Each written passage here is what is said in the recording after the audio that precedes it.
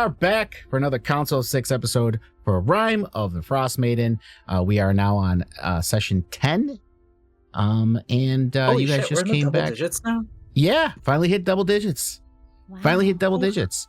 And you guys are just came back from this Elven Tomb with some crazy stuff that happened. So let's get into the recap. When we last left our intrepid adventurers, they were knee-deep in what can only be described as a tomb with a view, and by view we mean a very angered druid named Ravison and her supersized emotional support moose. What started as a simple dungeon crawl quickly escalated into a full-blown winter wonderland of pain when Ravison decided to redecorate the ancient elven tomb with a lovely ice storm motif. Between dodging falling icicles like the world's deadliest game of Tetris and watching poor little Trex accidentally stab himself in his enthusiasm to help, bless his little kobold heart, our heroes found themselves in quite the pickle. Things took a dark turn when Al apparently decided to channel his inner slasher film villain, brutally executing the sleeping Ravison in a display of bloodlust that left everyone wondering if they'd been traveling with a secret psychopath this whole time. And this is ignoring the fact that Celine still has a head in her bag. The awakened moose, understandably upset about watching its creator get turned into a druid tartar, had some choice words about the party's heroic credentials before Zerfine put it out of its misery with a spectacular light show that would make any fireworks display jealous, especially since it went up the moose's butt.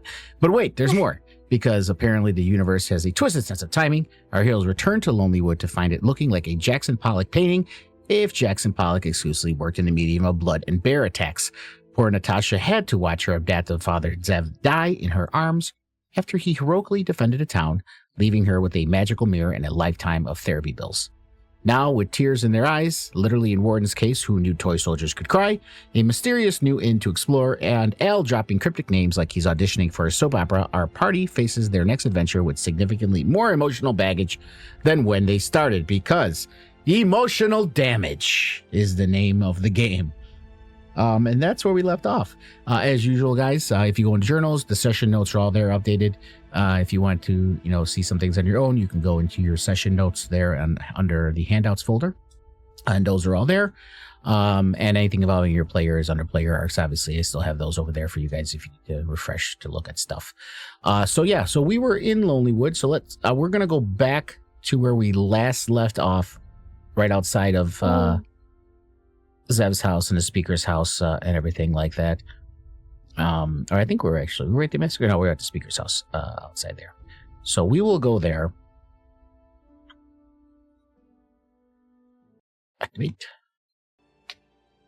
And where we had just left off is Al was talking to Amaranth about checking out the inn that they had been gifted.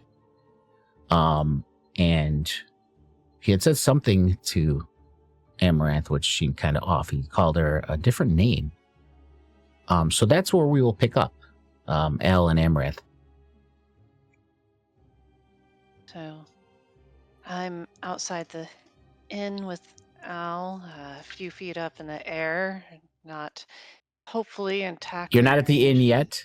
You're still out. Yeah, we're still outside. He had tried to ask you if you wanted to come with him to the inn. You guys hadn't left yet. We had a little bit of a moment where we were talking Sylvan, and I had said in Sylvan, "Are you nervous about Al?"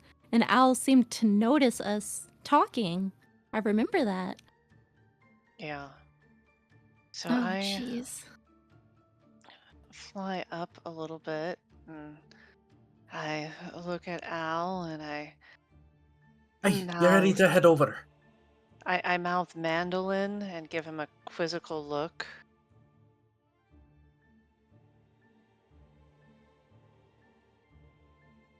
Go ahead. I say it aloud, although I'm looking kind of suspiciously at Zerfing and Warden and Celine, and I'm like, so you said something about mandolin? I mean, what an unusual name. Who would ever name their kid such a thing? Don't you agree? Did I say that? Oh, I must have slipped of the tongue or something. I'm not sure, but yeah, that is quite a weird name. Okay. There's someone I knew a long time ago. They like to name their kids after instruments. Well, one of them actually was named Mandolin. I must have gotten them confused with you. My apologies. I don't normally Okay. do anything like that, though. Oh. So you're saying you had a senior moment then? Oh, me age is catching up with me. Okay. I look at Zerfine. I'm like, Yeah, I'm side-eyeing this whole situation. I- Can I make an insight on that? Um, because you definitely seem to recognize it. Al's been acting weird all day, and to just bring up a name that's really got you worried doesn't seem like a coincidence.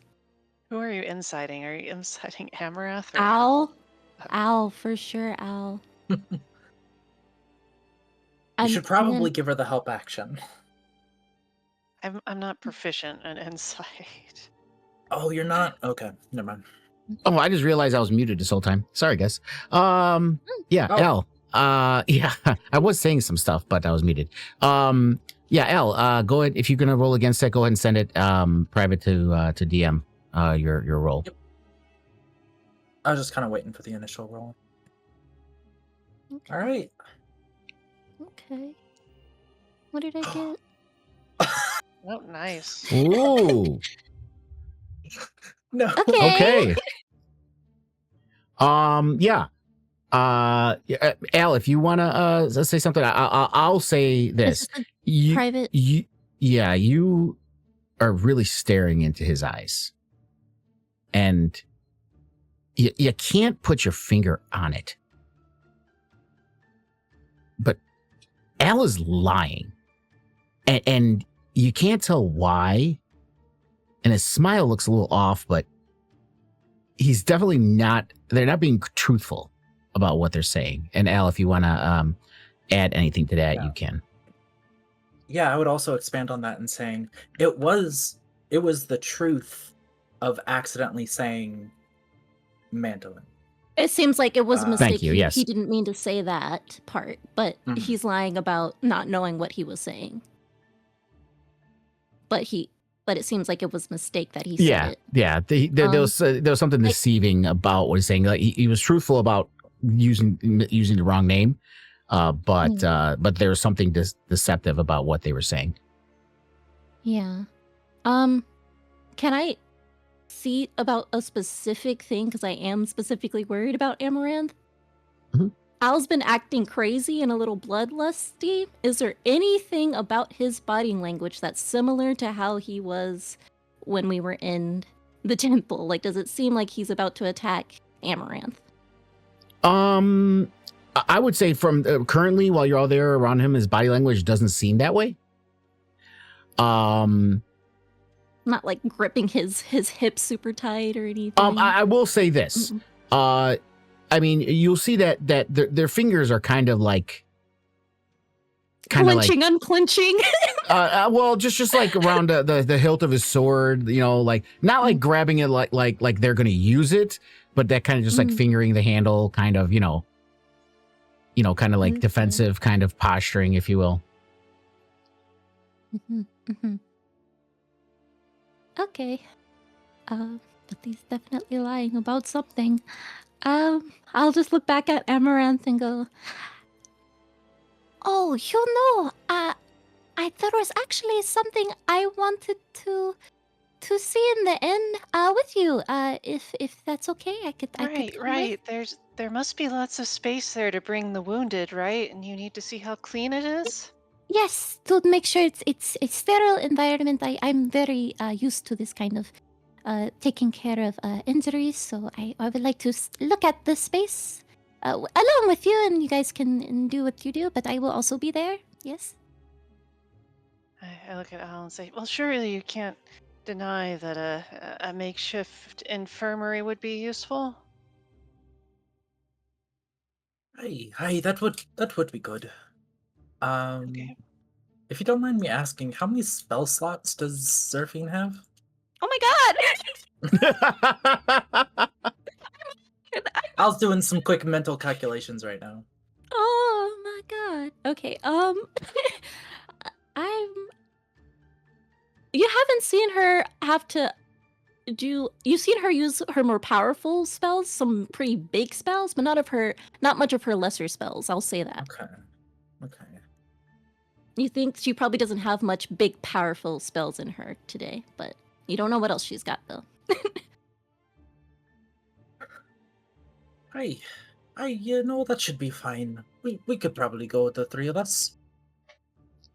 While While this- we walk over, I am going to cure some wounds. I'm looking pretty hurt.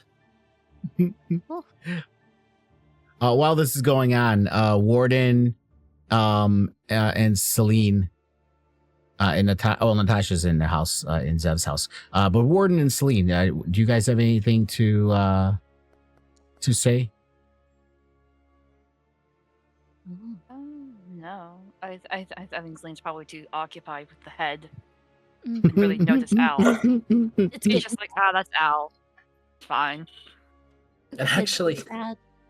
I mean, Warden took a bunch of bodies and was busy burying and blessing them, so I don't know how long that's going to be. Oh yeah. I feel like she would Okay. feel all the carnage and she'd be half tempted to take a head, but she feels it'd be a little disrespectful at this point. that would be a little rude. It'd be a little Yeah. tasteless, yeah. Just a little bit. Just a little bit. Just a little bit. Is it that, or is it that none of these are Celine's type? A little of A little both. bit of both. I was going to say all of the above. Yes. Yes. Yeah. That would make sense. All right. So they're going over there. Warden and Celine, would you guys follow them over to the new inn that you guys got? Yes. Okay. Eventually, yes. Okay. Well, I'm going to be switching over the maps. All right. And we'll check in with Natasha, who's in the house with Zev real quick. Natasha, or Zev's house with Trex, I should say. What's going on with Natasha right now? I think the first thing Natasha did when they entered her father's home is get a bit into an emotional breakdown and just go into the bed and just lay down for a while. No idea what Okay. Trex is doing about that, though. He's just Trex is just sitting in the corner, kind of rocking back and forth, wanting to help, but doesn't know what to do Yeah. with this situation. Hmm. And yeah. So we will head on over to the other map. Let me take Natasha Trex off of that map here. And Nimsy kind of let you know where the ramshackle was located at, and you follow her directions there. And you make your way over to the ramshackle.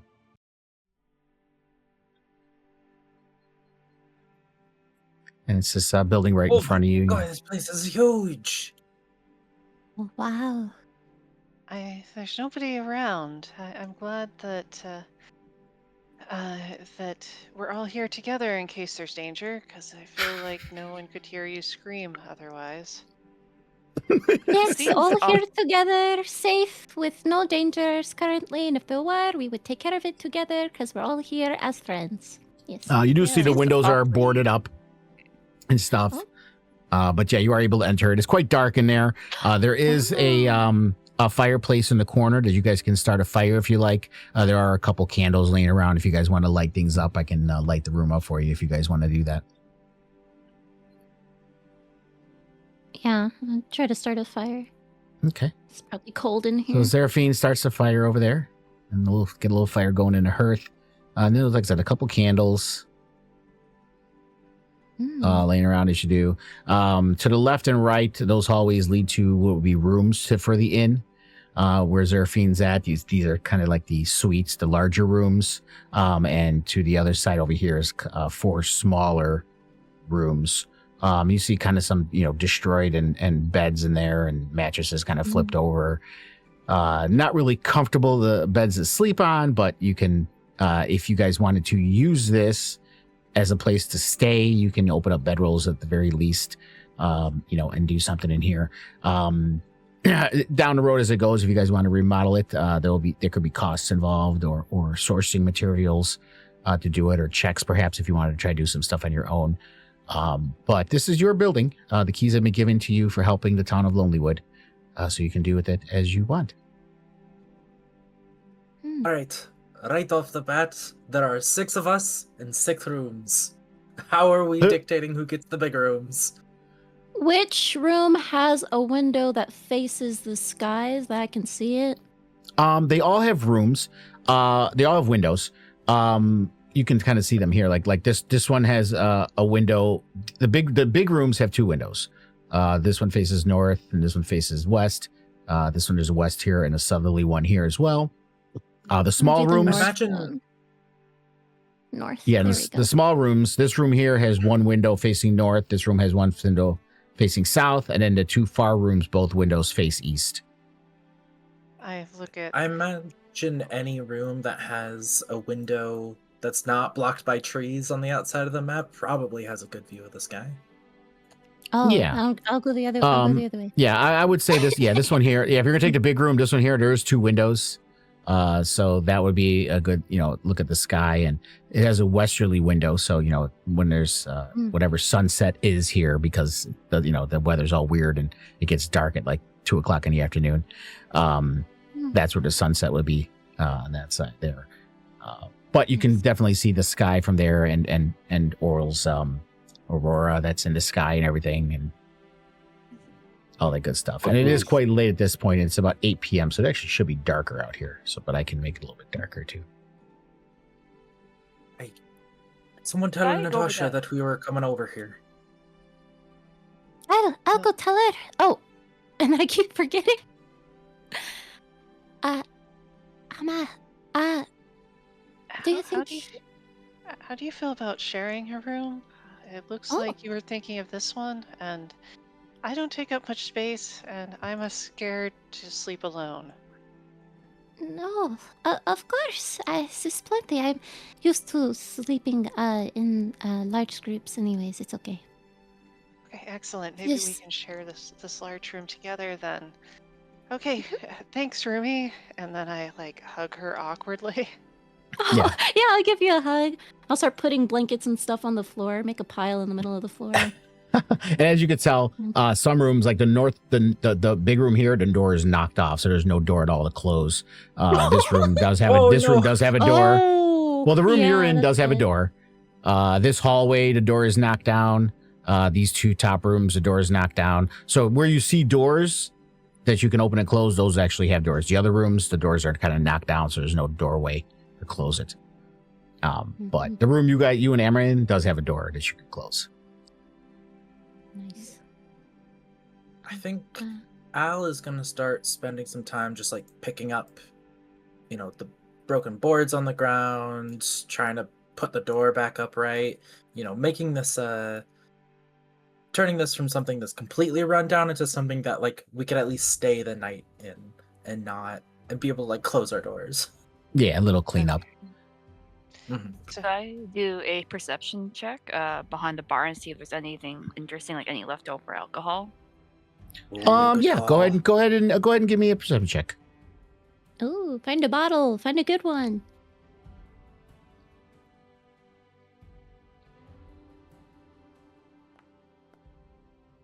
Oh, Oh, Yeah, behind there, it's mostly broken boards, a lot of broken bottles and glass and mugs even. The only thing you find is looks like there was a bottle that was standing upright at the top was broken off, and there's some liquid at the bottom of it. But it looks like wine that is long since soured. Bad. Feeling a little bit more bold since people are here with her. Amarath looks over at Al, who appears to be doing normal Al things, and she whispers to him, where did you really hear the name Mandolin? I just can't shake the fact that it seems too coincidental. Oh, didn't I already tell you? Growing up, Yes, lived next to a... but You- you woman were who named telling all the of them truth, children. Al. What do you mean? It's okay. You can tell us the truth. Al is just gonna look back confused. And I guess you guys already passed the insight check. That is a face that he's putting on. He's pretending to be confused. Surfing looks So upset. I don't Mm. I don't know what you mean. It's, Well, I've only ever met one mandolin, and he was one of a kind, and that was a name he gave himself, I think. A little hard to say. oh, you also know someone named Madeline. Oh, you have to tell Yeah. me about him. I look at Al carefully, wondering if he's mandolin secretly. I mean, Surfing has no idea who this mandolin guy is, but that's what she's thinking too. But she- I would say just by Hmm. looking at him, Emma, unless there's some other thing going on. Al being a halfling, Mandolin was a fae. He was pretty lanky and tall. So this wouldn't be able to be Mandolin, in disguise unless there was some magical things going on or something like that. Yeah. like But just from Disguise appearance, self. Disguise self. Yeah, disguise self only lets you change I think it's 6 inches up or down. yeah. And Al Okay. being like 3.5 feet or whatever it is, Mandolin was like near 6 feet, so it wouldn't. Disguise self wouldn't work at the very least. Okay. So Amarath looks at Al, and looks at Tyrfing, and is like, Mandolin Jack is the one who taught me everything I know about running scams, for better or worse. Oh. He, however, had no lines. I always tried to steal from people who wouldn't miss it, or people who deserved it, preferably both. He would just run scams and steal from whoever was either most convenient or the richest target. Oh, that's terrible. I think it's okay to take things if you really need it, but that sounds like really terrible games. Yeah, when I was small and living on the street, I snuck into a cellar to steal some wine, and he caught me. And then he decided that I would be great as one of his band of, misfits, really. He had us all under his wing running various scams for him. Hey, sounds like a sort of twisted sort of mentor for you, but a mentor nonetheless. Yeah, so Al, when you brought up his name, it made me think that you wanted to kill me. What? Oh, that's preposterous. I'm looking for any signs. Is he lying? Is that face fake when he says that? Is he trying to kill her? I'm so worried.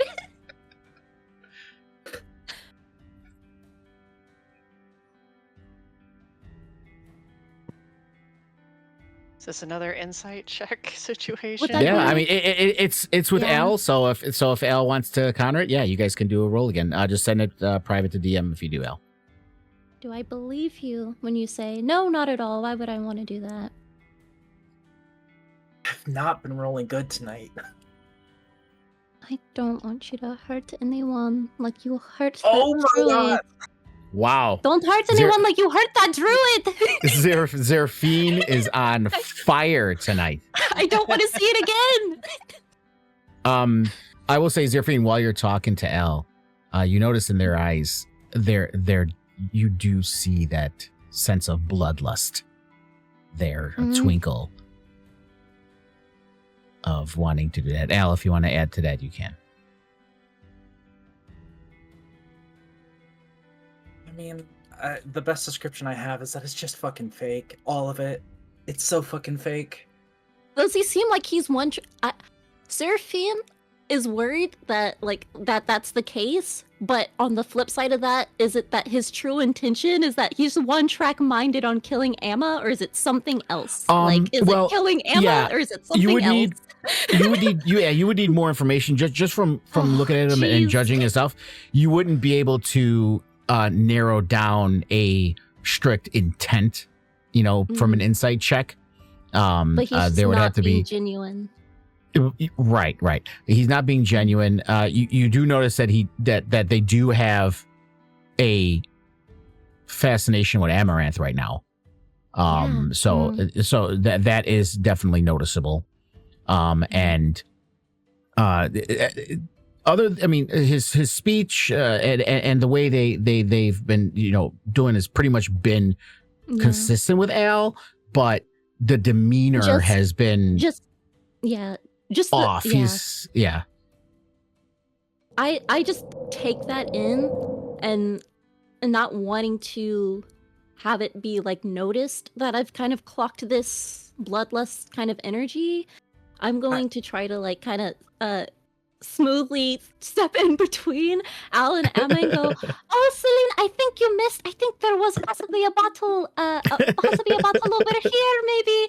And I'll just try to switch places with Emma. And "Oh wait, oh no, never mind. Oh, Al, what were you saying? Oh."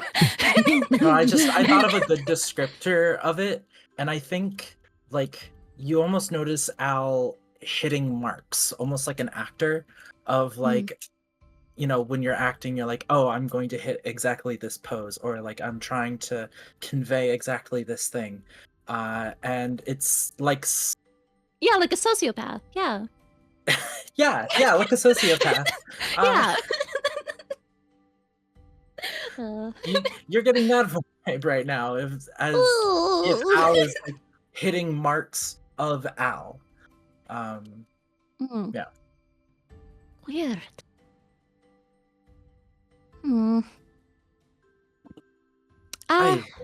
There's something I've actually been wondering about this place since you were talking about that whiskey. Does it have a storage anywhere? Is it just this main hall, or is there some stuff out the back, or is there a basement or an attic? Is this a question for the DM? Yeah. Oh yeah, no, it's single story. Doesn't seem to be a basement. I didn't make a map for it. I mean, you do see there's a cellar, but it seems to be just a small kind of cold cellar to put bottles and crates in. It's not very big. It's there's a little hatch and the ladder. It's maybe a 5x5 dugout room to put in casks and stuff on there. And it's only single story. All the rooms are on the first level. Okay, so not a ton of place to put our stuff. I guess except individual rooms, but it'll be fine. Some of the doors aren't working. Do you think it will be protected while we're gone? Honestly, I wouldn't put money on it right now. Perhaps we could get someone to watch the building. They seem grateful for our aid. Maybe someone would also be more grateful to spend time watching an old building. I mean, they gave it to us, but I don't know. It seems like a pretty tight-knit community around here. So, I don't imagine most of them will be breaking and entering. Especially a place that's been abandoned for so long. True. True, although I feel like we could end up with drifters in here if we just leave it alone. How many drifters do you think are walking around this area? I don't know. Because I imagine it's not a lot. Could be a few, though. I mean, we found trucks and the kobolds, and they had taken over that mine, right? They were essentially like drifters. Oh, you make a fair point. But a slightly different question. Mandolin Jack, as horrible as he was, he is my mentor. And after all of this is all over, how would all of you feel about helping me break him out of prison? Oh. And I'm looking at Al and trying to judge his reaction on this. Seraphina's a little confused, like, didn't you just say it was a very, very bad man? I mean, I owe him everything, though, right? I don't know. Yeah. And if I broke him out, then it would be like we're square, right? Yeah, I don't see why not. I'm not exactly one for but prisons or the sort, or you know. Yeah. And I'm like looking at Al and I'm trying to figure out if he is how surprised he is, I suppose. And Largely unconcerned. Seraphine would not be able to help, for she does not understand what it is you're trying to do here. She's just confused. Why would you want to break him out of jail? He belongs in the jail. He should stay there. Like, that's where she's at. That's where he needs to stay. That's where he needs to stay. That's not. okay. Well, if it bothers you that much, Seraphine, I will drop it. It's just the Fae court tends to love cruel and unusual punishments that maybe aren't fair to anyone who gets them.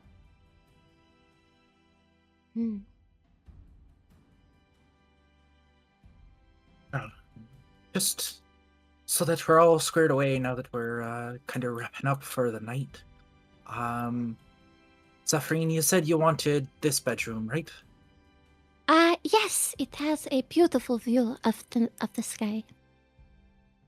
Aye. Well, actually, I was thinking the same thing on this side, because it's got a great view of the forest. Oh.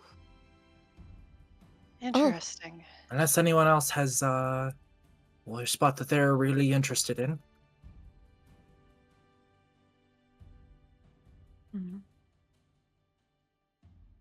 Hey, Hemra, did you choose a room yet? That might not be the best spot, because there's no door and it might get brisk, chilly, really cold. I'm just feeling so nostalgic. There was this one time that I posed as a barmaid to earn some coin, but I didn't have enough coin to actually rent a place. And I found that I was very comfortable sleeping under the bar counter, and I feel like that was a happier time, Really? a simpler time. Yeah, that was. Instead of the rooms with beds, you want to sleep underneath the counter. Okay. Yes, it was a simpler time. I had seen Drizzt Do'Urden while working there. Not at the establishment, but out in the street one day, and it always reminds me of, how he must have had many uncomfortable places to sleep in his long journey to becoming a legendary hero. It makes me feel a certain kinship with him. Yes, definitely. Oh. I can see it. Okay. Well, if you ever change your mind and want room, I'm trying to get room assignments here for everyone, just so that we know we can all have a spot to put our stuff. I'll be down here. And there's no need to worry about that, because I will be down there, so. Aye. And also, to your door point, I just gotta say, half of these rooms don't have a door, so someone's gonna be sleeping without one. It might as well be me. Cut to, Seraphine hasn't been to the other side of the building yet. There's a bunch of doors with no... Wait, there's a bunch of door frames with no doors in them right now. Oh. Quite a few. And with that, if no one's gonna object, Al's actually gonna go over and start setting their stuff over in the room over here. Just give Amaranth a look as he's walking past, like, I don't know what to do. I'm trying. This is so confusing.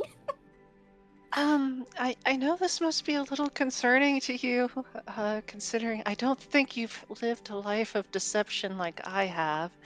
I look at Celine and like, Celine, I feel like has some experience in the acting arts, so Celine, maybe you are more comfortable with such things. I've never trained anyone. Do you have any tips for Zerfing? It's kind of look at it like, well, I'm not really much of an actor as I am a performer. I can play the pan flute. Yes. Well, you're already halfway there then. Okay. But how would that help us? And I try to whisper, knowing that he's pretty perceptive. How would that help us? Try to figure out what's going on with Al. He's acting so strange. I don't know, but Well, I kind of look at her. I'm like, what do you think what? And I whisper, and I'm like, what do you think he could be? Like a changeling? I think he's possessed. I think he's possessed. Like that ghost. Like the speaker. But what would he be possessed by? I look at Amaranth. You seem familiar with this. I mean, if it's not Mandolin Jack, he had a lot of associates. It was kind of his thing to find orphans and make us totally dependent on him. I decided eventually he was evil, but a lot of my colleagues, fellow children, kind of hero worshipped him just for giving them a safe place to sleep and food and, I don't know. I mean, I know detect magic. Could that help any? To see if he's being charmed or something? Yeah, if you want to cast Detect Magic, go ahead. Yeah. Oh, yeah. Like on just like a serious player's note, there might also be something magical in this building, or at least there could be. So it's a good idea to detect magic and walk through here. We find a magical bottle of beer behind the bar. The decanter of everlasting beer. Oh my god. You just kind of cruise on over there. We walk behind you. As Celine makes like beelines for the room. I wasn't gonna beeline. I was gonna try to kind of walk into this room and then kind of see if I could. Be subtle. Yeah, subtle. So there's nothing magical about Al. Nothing like as far as appearance or anything like that. There's nothing magical about it. I don't remember if Al has any magical stuff in his inventory. I don't believe so. Oh, we have a potion of Hill Giant Strength. That. Yeah, so I mean, you can see that. Go ahead. Stuff that I grabbed out of the graves while we were at the. Yeah, place. none of those were magical. Yeah, the only magical thing that would have been in Al's inventory is a potion of Hill Giant Strength. That's still there. So you notice that in their bag. I will say this, Celine, since you mentioned something and you decided to do the spell because of it, give me a Arcana check. Arcana check, okay. Yeah.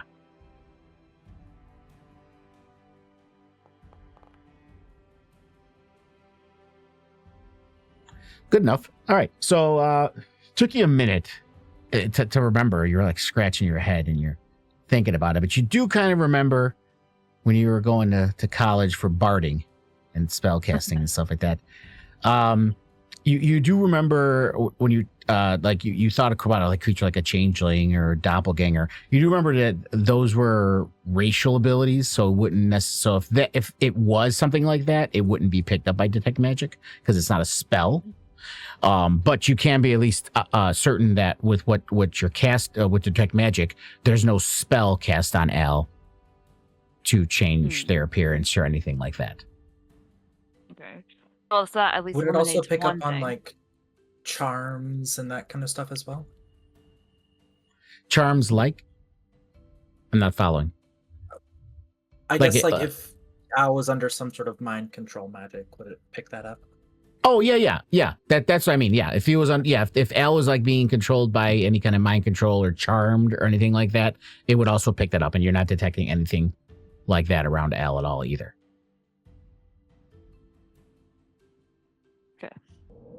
All right. So in that case, then I'll go back to everybody and tell them, be like, well, as far as I can tell, I at least know he's not being charmed or under some kind of spell because he's not picking anything up. And I don't think he's a changeling or a doppelganger. Ladies, Okay. This well met.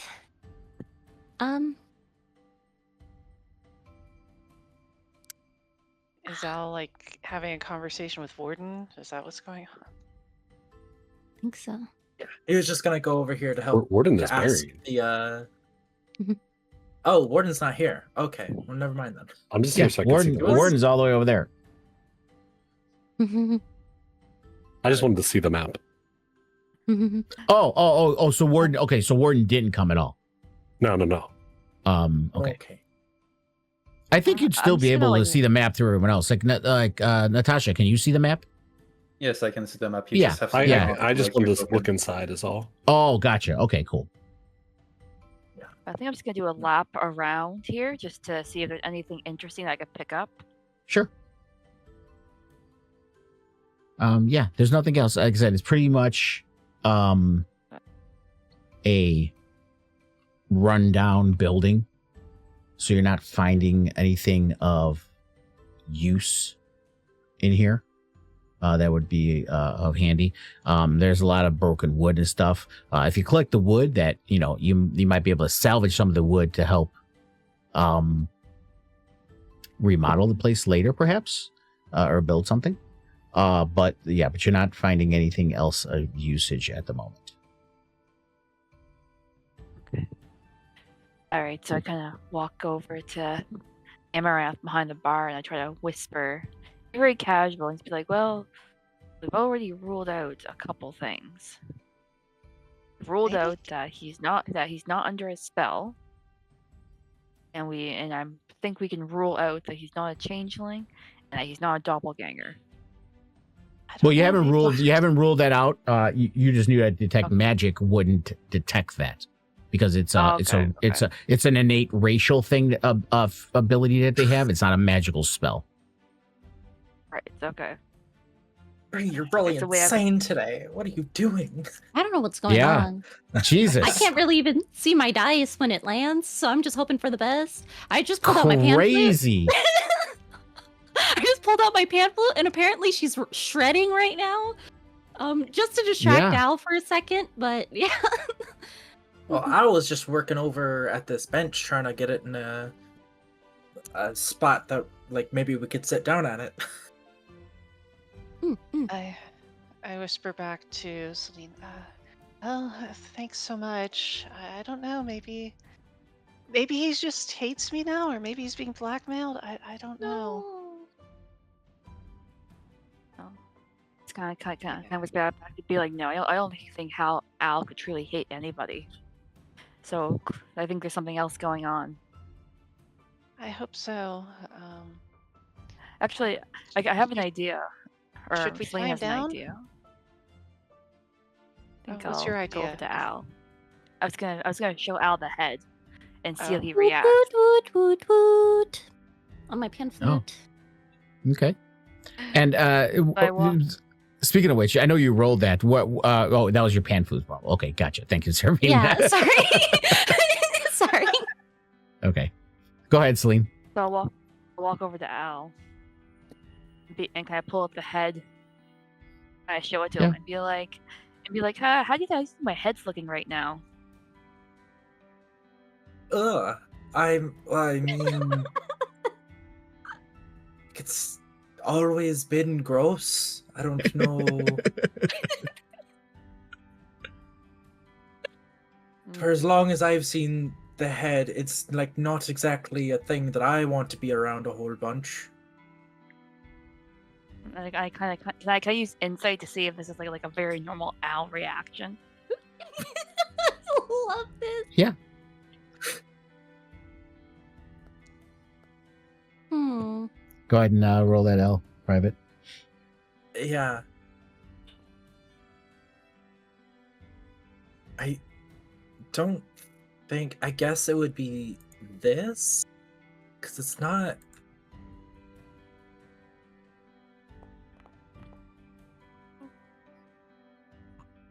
Oh, I forgot to send that as a blind GM roll. Whoops. It's okay. That's all right. Yeah. So yeah, with that, yeah, just persuasion. It's not like there's anything untoward. He's not there. lying about that. Yeah, he's not lying about it. It's pretty disgusting. It's pretty disgusting. And it's yeah.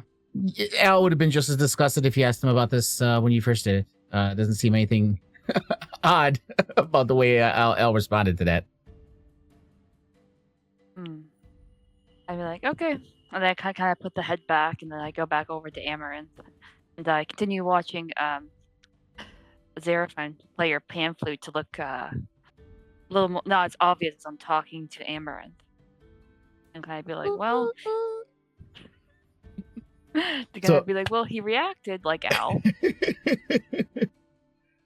So did anyone? So did you guys want to turn in for the night at this point? Yeah. Probably. Warden, is Warden just going to be wandering the town during the night, or? I was supposed to get Natasha. Oh my god. I think what I'm gonna do is I'm gonna go to Zev's. Okay. And I'm gonna find Natasha. I assume they're just sitting on the bed. Yeah, let me go over to that.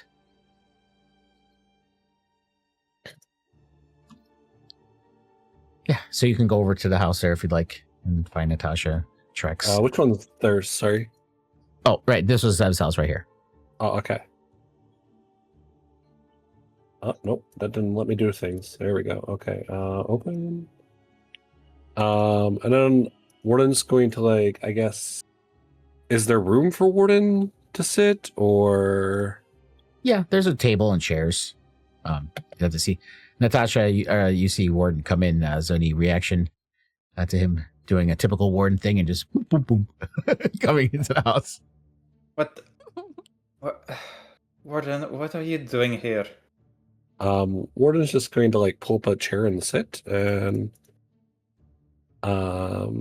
he's just gonna say, I'm here to help. I'm here to listen if you need, or I'm just here.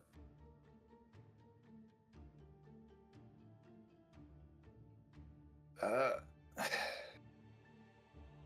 think I'd just rather have some time alone and not have someone watch over me sleeping and crying all night. You see Trex kind of lips kind of pouts because that's literally all he's been doing in a corner of the room. Oh, buddy. Warden, like, internally says, wow, that's all Trex has probably been doing and sitting here and crying all over the corner. I mean, I'd rather not have another. No, he just says that, like, internally. He just internally monologues his thought. Okay. Well, I won't watch. You won't. I won't watch. What are you going to do then? I will sleep. Can you close the door at least? Yes. Warden closes the door. Alright. Sometimes when it sucks, it's not great to be in the suck by yourself. That's what someone once told me.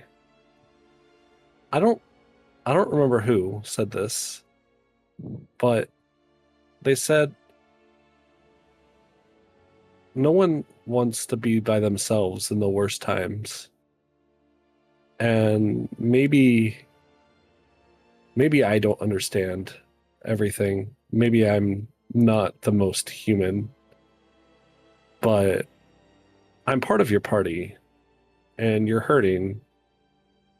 And my job is to make sure my party doesn't get hurt. And I feel like if I'm not here, I'm not doing my job. Does that make sense? I suppose it does, yes. I don't want you to hurt anymore. And I know I don't understand the hurt. It's not a physical pain. I can't stop that from happening. But I want to make it better. I don't know that I can. But I do want to be here to make it stop happening or help reduce it in some way. I'm trying. I'm not human, but I'm trying. You don't have to repeat that you're not human. None of us, no one in the group is human, Wharton. Well, humanoid. I'm not. You know what I mean. I'm a toy soldier. I don't know if you've noticed. I have. That's not very human. I don't understand the things that you guys get. Someone made a metaphor joke. Give me a Constitution saving throw at disadvantage, Warden. Oh no. Save. Oh, okay. Yes, Constitution saving throw at disadvantage. Oh, that's actually really good. Yeah, it is. It is. You start to feel like it's going to wind down, but you don't. But as you say that, I'm not human or humanoid. Mm-hmm. You start to feel a pain in your chest. Something that you would definitely associate with a human feeling, like a broken heart.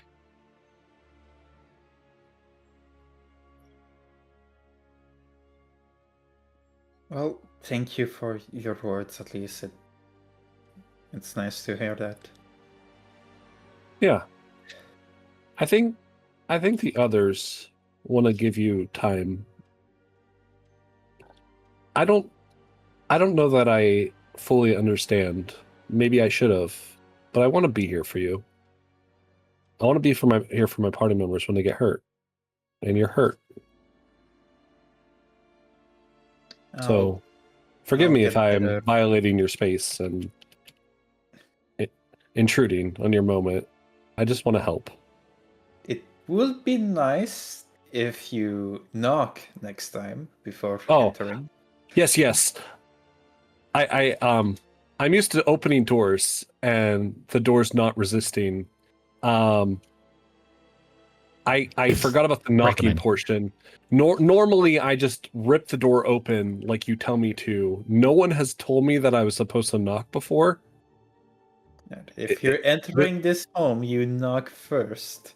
Is this a courtesy thing? Rip the door open. Yes, I noticed the door was severely not locked. I was not forced to rip it off its hinges this time.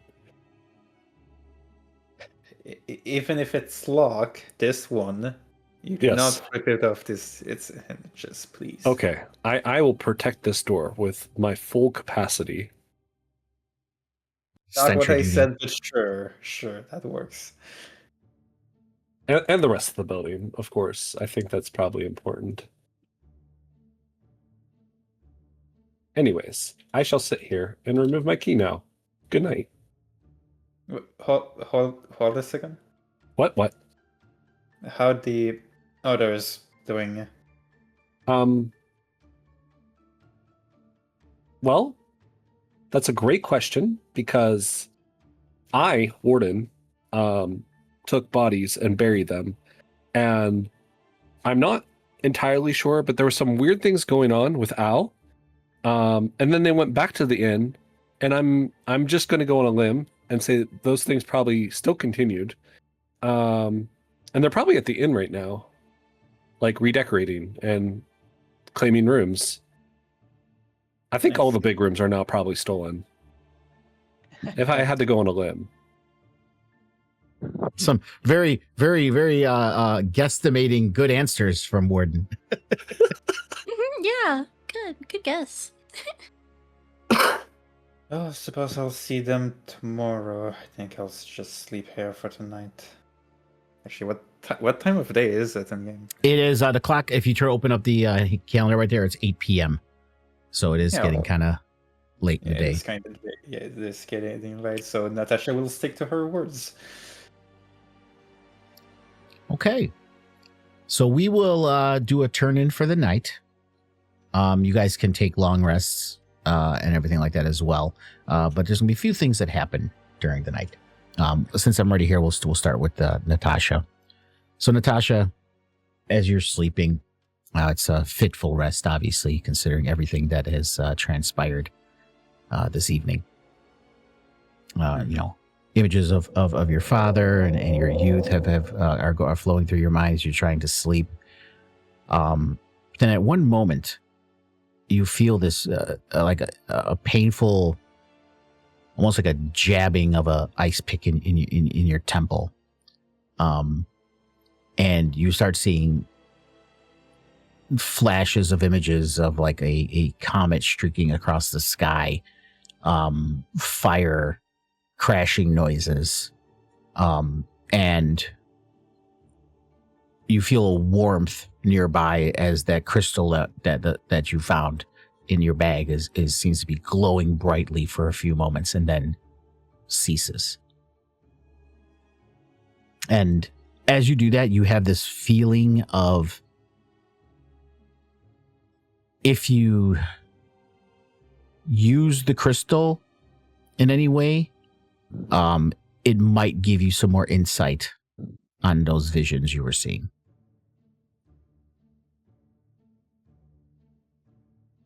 And you don't have to act on this. This is overnight while you're sleeping. You kind of wake up from that. Okay. Noted. Did you want to say or do anything, or just go back to sleep?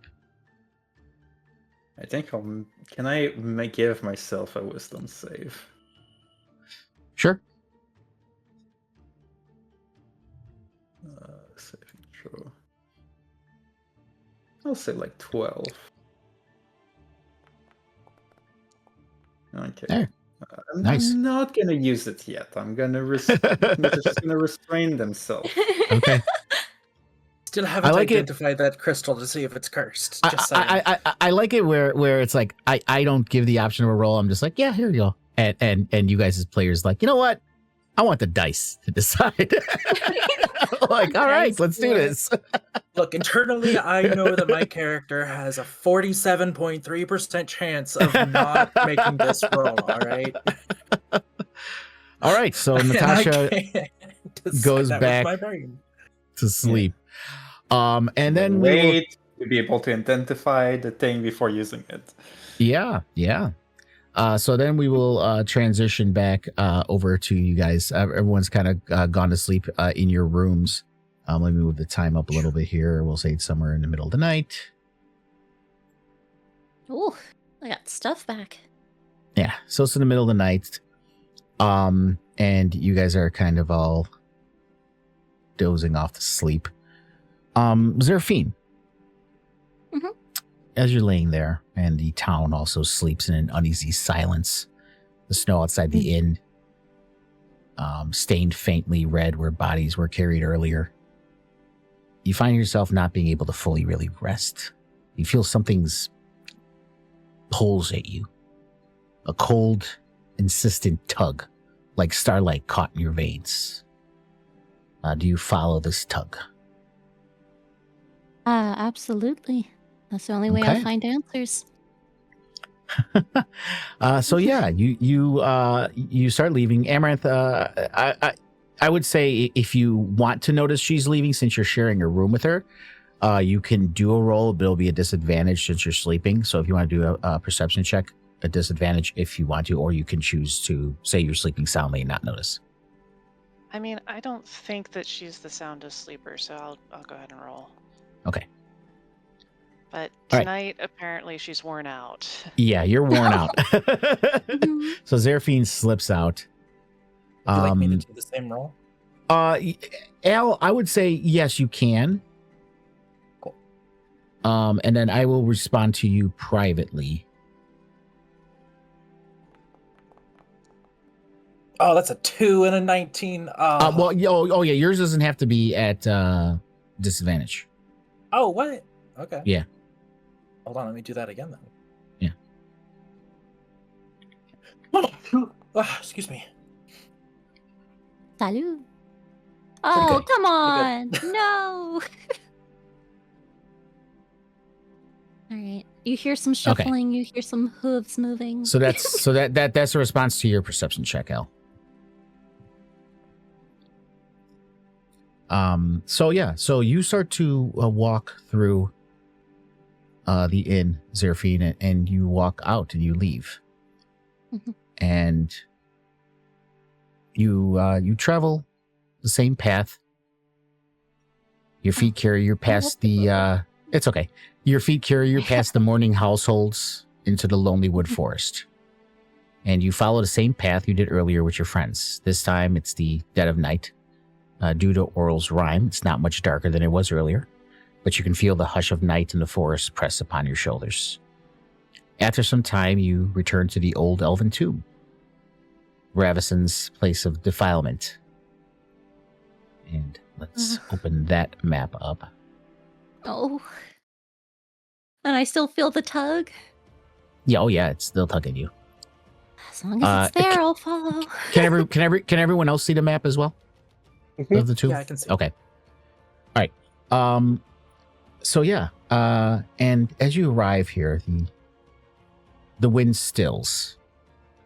And this is not the music I want to play.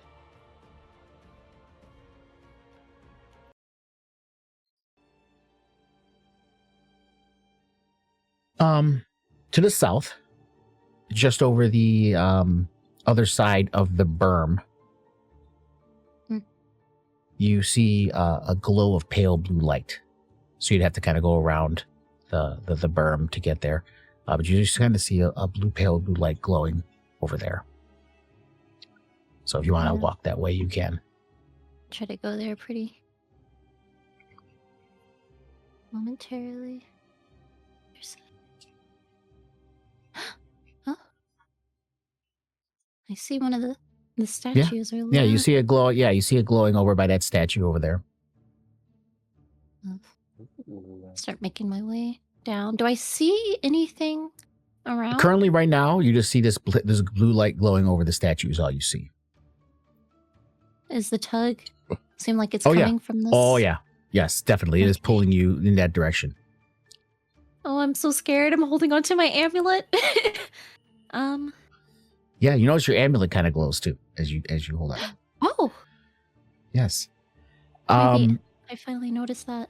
Yeah, so you arrive at the row of elven statues that stand in silent and solemn sentry before the tomb. The sadness of Zev's very recent passing weighs heavily on you, once again, as you look upon the statues, as they're statues of elves, and you know Zev was an elf as well. And then above that statue that's glowing, the faint blue glow kind of drifts, and it coalesces into a withered figure in robes in shadowed light. Oh. You can see that the translucent ethereal robes worn by the ghostly apparition are adorned as a follower of Celestian. You know this elf was a night oracle in the distant past. Its hollow eyes fix on you, and the voice that follows is the sound of wind scraping across a frozen grave. Child of the night skies, you wear the name of the oracles, yet I see no fire in your soul. You stumble in shadow unproven. The world freezes, the stars are silent, and you still dare to claim their legacy? Prove yourself in these trials, or be forgotten as so many before you.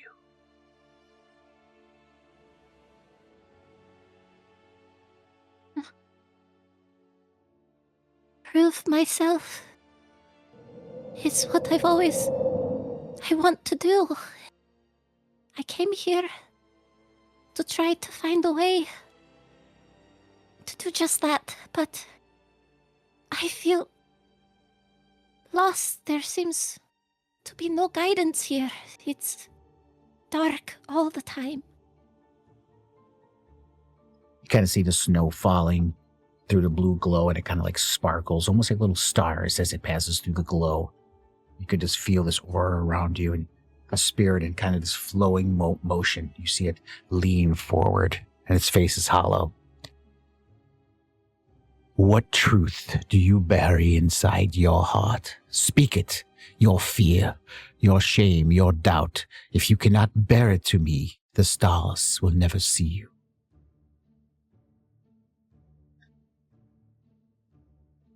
I kind of think for a moment, then make my way to face it.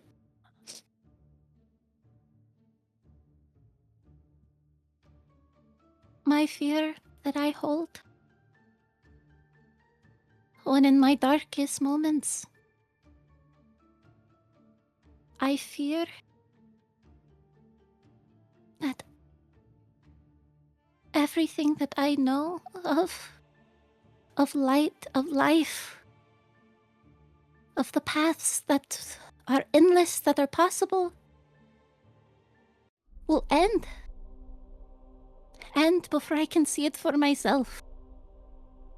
End before those after me can see it as well. I don't know why now, but I don't want that to happen. Please, I just need a guidance.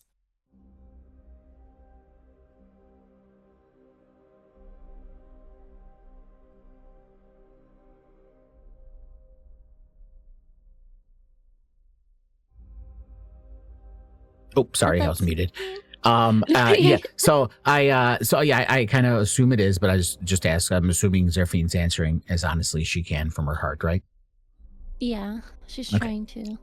Yeah. So the spirit kind of looks at you. Its head kind of tilts. The spirit. Honesty is in darkness, a rare flame. The oracles see you through though their eyes are distant. You see it kind of look around again. Its head kind of goes to the side. Then it leans forward again towards you. And it extends a spectral hand, palm open. Your life is your vow. Cut your palm. Let the snow drink your blood and swear your soul to the path of the oracles. Without sacrifice, you will never stand among them. Which is funny that you talked about a small sacrifice earlier, because I already had this planned. Anyway. That's crazy. That's wild. Oh my god. I couldn't say anything. That is crazy. Pledge myself. Wait. She said, cut your palm, let the snow drink your blood. Yeah. I pull out my knife, thinking, does this mean I could become a night oracle? Like my mother? Is this the path? Foolish child. Trial of blood. Do or do not. Questions are not an option.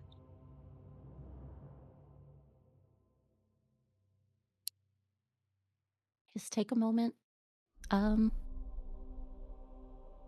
just kind of thinking about Zev's sacrifice. I cut my palm. So the blade cuts into your skin. You wince. Your hand closes. Droplets of blood drop from your hand. And it hits the snow below, and you see the snow hisses as the blood touches it. For a moment, the droplets shimmer like a constellation in the snow, and then fade. The spirit bows. The stars have marked you. And her head looks around again. Leans forward to you again, very close to your face this time. And its form starts to twist. You see faces, kin, mentors, your mother, glaring at you. And their voices accuse you. You chase ghosts in the night, Zerfine. What is your conviction? You abandon us for vanity. You call yourself Oracle, but you are nothing. And the spirit's face returns again. It looks at you and it demands, stand or crumble. Answer them. Who are you? Why do you walk this path?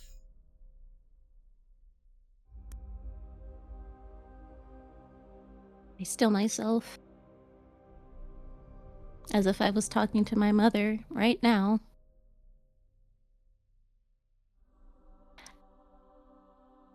I own my path.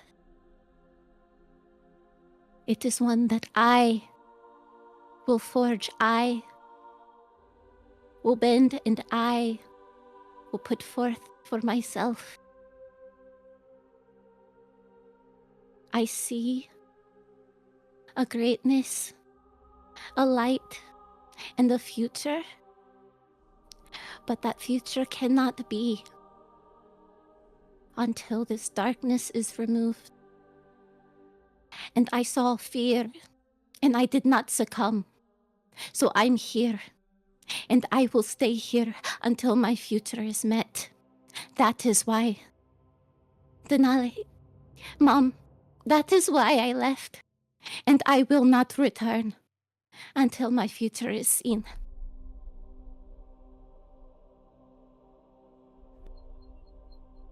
The spirit stands tall and looks at you. Conviction, hard won.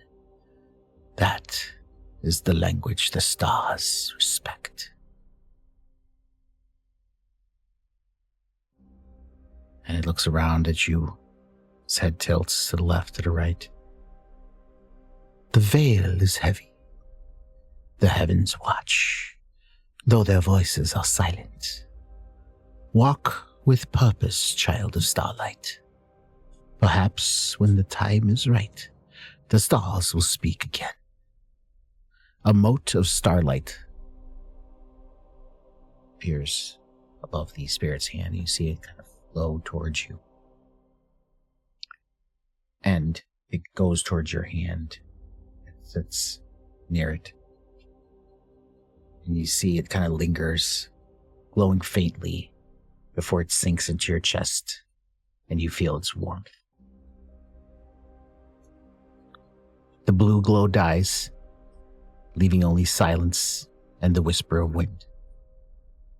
You know you've been given a sign that you have been noticed, but you feel that you must do more to truly prove yourself. The sign. It's all I need. Okay, I will and you prove can myself. Mhm. go ahead, finish your thought. Oh no, that's about it. She's just kind of resolving Okay, herself in the darkness. gotcha. Mhm. Yeah. All right. Yeah. So I'll then start you can make making your my you can make your way back to the inn, and then I will open up that map Woo. at the ramshackle, and then Good job on that scene, by the way. That was awesome. yeah, it was That great. was so that was so unexpected. That's crazy.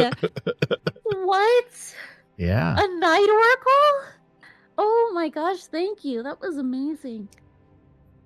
So Oh we my will God. move forward to the next morning. If everyone hasn't taken a long rest, go ahead and do so now. And you guys all awake the next morning. The four of you in the inn, and Trex, Natasha, and Moby's not sleeping. Did Rex slept in the corner the whole time? He's offline though. Like Yeah. he removed his key. Oh, okay. Yeah, I didn't disconnect him from you or anything, but he's in the corner. I can change that as well. What were you saying, Natasha? Yeah, Natasha wanted to talk to Trex. Okay. Trex. You see him kind of rub his eyes. It's early. Yes, we're going to see the rest of our friends. They're probably worried about me. Okay. We're getting you to sleep in a bed from now on. It must not be good on your back for sleeping in corners like this. Kobolds sleep on ground all the time.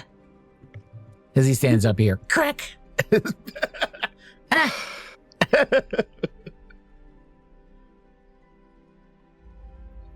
And do you, so are you, Warden and Trex going to make your way over to the ramshackle? Warden Sure. took out his key. Oh, Oh, yeah, that's right. And he can't put it back on himself. Natasha, nope. Does Natasha notice this? I mean, she's smart. She would know, I think. I mean, he told her Yeah. he was going to do it, so. Yeah, that too. Yeah.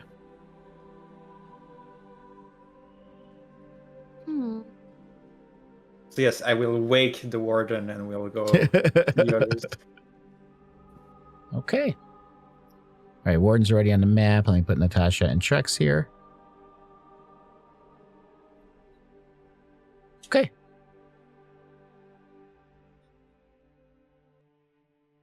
Cool. Yeah, I'll make my way over with her.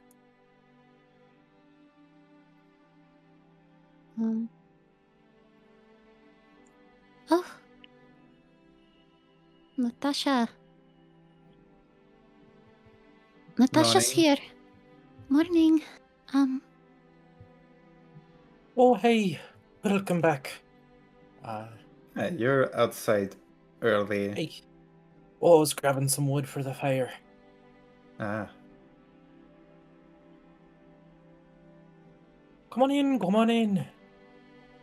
yeah. Look, Natasha, we have an inn. Yeah. Not a lot of doors, but And Natasha is familiar with the ramshackle and would know the ramshackle when it was a thriving inn before it became dilapidated and abandoned.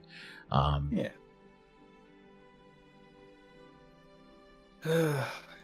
This place seen better days, that's for sure. Well, I suppose it's all yours now. The lot of you, and if you can fix it, that's up to you all. It'd be nice to see it how it was before. And Trex looks at Natasha. You too. Nimsy gave it to everyone. Well, That yes, means Trex is in too. He hops on a table. I suppose yes. You also own this place, Trex. Good job. Happy dance. yes, I think it's supposed to be a gift for all of us. Yes, But I think perhaps mostly for you, Natasha. I already have a home here. It's a second home. A home away from home. It's on the other side of the road. It's not really away. It's bigger. And Natasha, I remember Trex took a potion. I know that. Which potion did he take? It was the potion of radiant resistance? Yeah, that's what it was. Okay.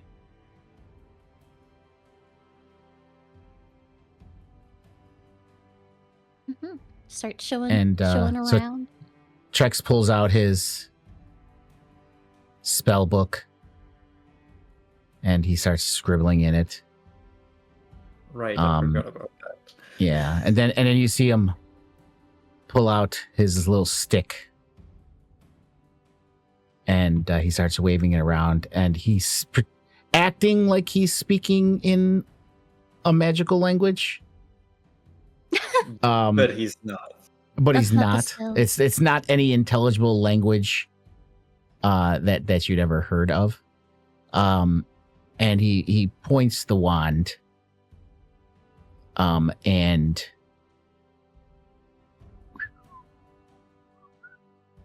let's see here.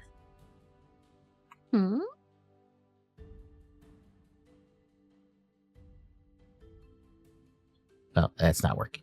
That's okay. But yeah, and he points the wand, and he points it like out in the distance, but it's kind of by Amaranth, and you do see some energy fly out of it, Amaranth, and it hits you, and you see Amaranth is surrounded in fairy fire, and he jumps up and down Whoa. happily. Natasha So- just looks at Amaranth, looks at Trex, looks at Amaranth again, looks at Trex again. Yeah. What? Trex looks at the stick, looks at his spell book, looks at the stick, looks at Natasha. It works! I am not spending 10 minutes. I'm casting a spell here. Immediately, I would like to cast Detect Magic. Yeah, that stick is glowing wildly. I was about to say, like, wait a minute. That wasn't a spell. Well, that makes sense. And then you realize that he took it from the awakened shrub. So perhaps one of his branches got infused with some kind of magic and made it a magic item. Cute. Careful to who you point that thing to, Trex. Like, preferably point it to enemies, not to friends. But thankfully, it wasn't anything harmful. Okay. He looks at the glowing amaranth and he's like, I wasn't thinking anything. It just did that. I don't know. And he looks at his book again. He's trying to read it to see if he could find out why it happened. Aw. That's fine. I think we can figure out later what this do. If you want, we can, test some things. Teach Trex. I was planning to, but I guess this works too. Yes, I'll teach you, Trex. You shall be my apprentice. Yay! Ooh. It's, Okay, but actually though, fairy fire on a companion is kind of dope. That is so good. Oh yeah, that could come in handy. Mhm. But I will say this. You don't know what that stick is or what it can do. Yeah, not for So, sure. so you don't know. I sure it'll be need a fine. pearl to identify things. I'm sure it'll be fine. Speaking of gems, what are the plans next?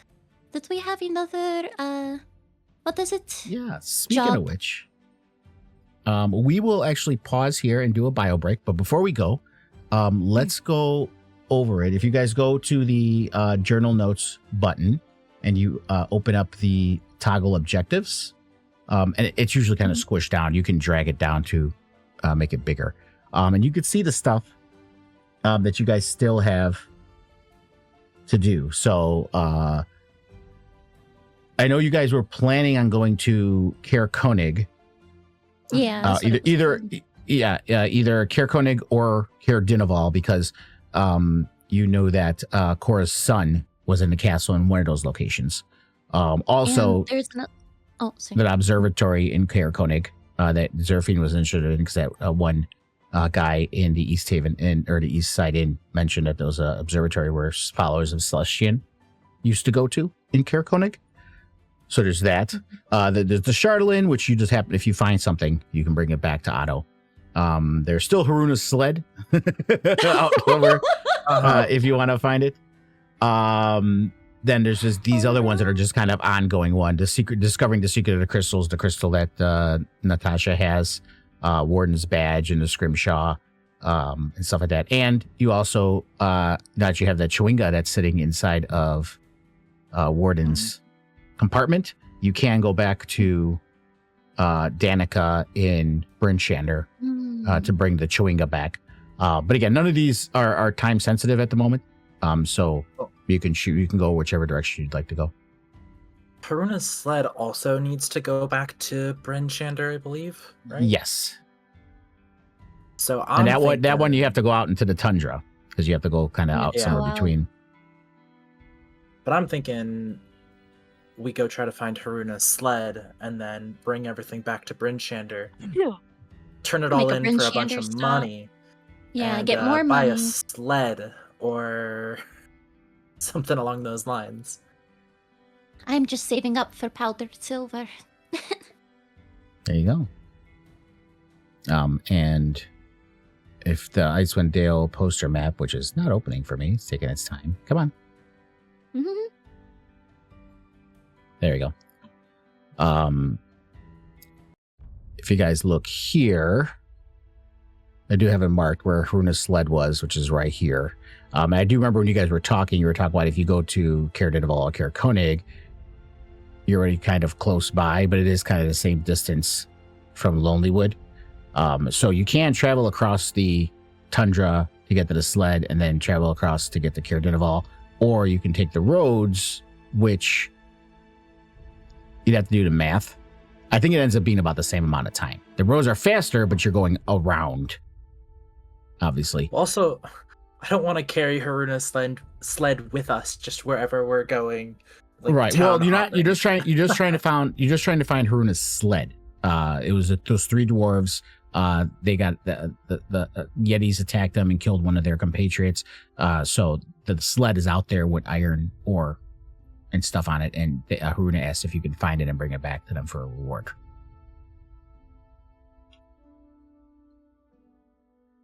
Hmm. That's Yeah, what we're the trying to root sled it quest out. was.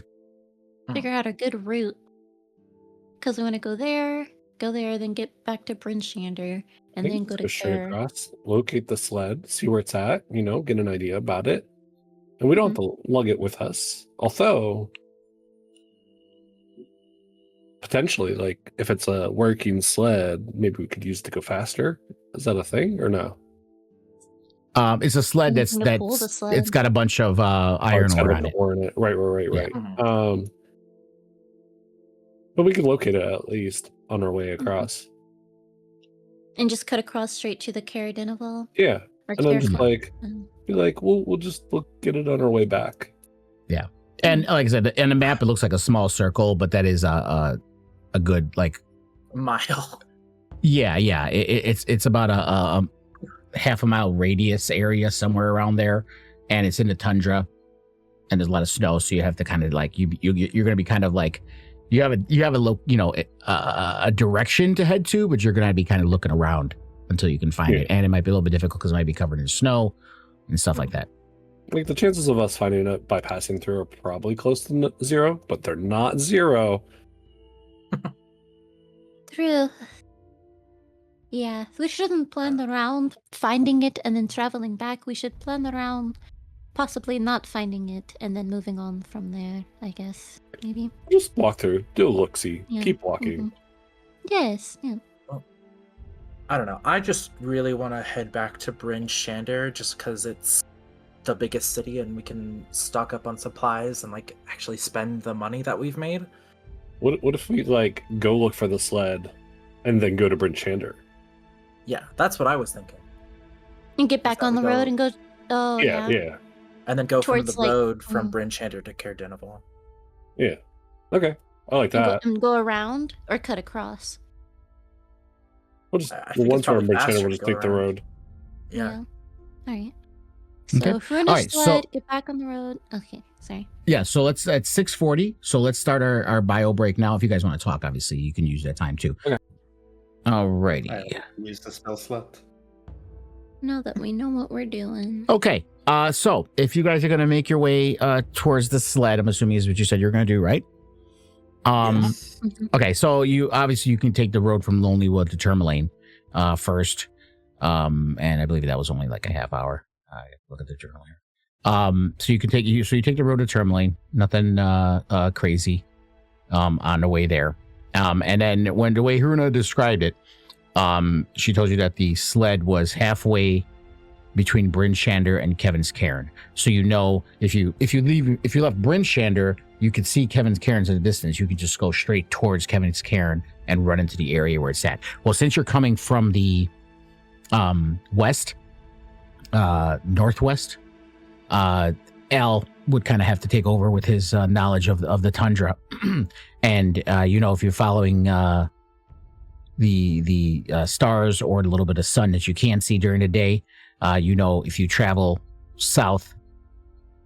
southeast and keep Kevin's cairn to your left in view, you'll know you'll run into the area where you're at it, where it should be right around. And you can judge the distance too, about what halfway between Tourmaline and the road down here or Loch Dinishar. You can kind of figure it out as you're going distance wise. So you'll kind of know when you're in there, close to that area. Alrighty. So you guys go to Tourmaline. Everybody got their spells or anything they need prepared? Yeah, just gotta finish preparing just a few. I'm good to go. I'm good to go as well. Okay. Alright. I'm good to go. Okay, Should so you be guys leave Tourmaline and you head out into the tundra.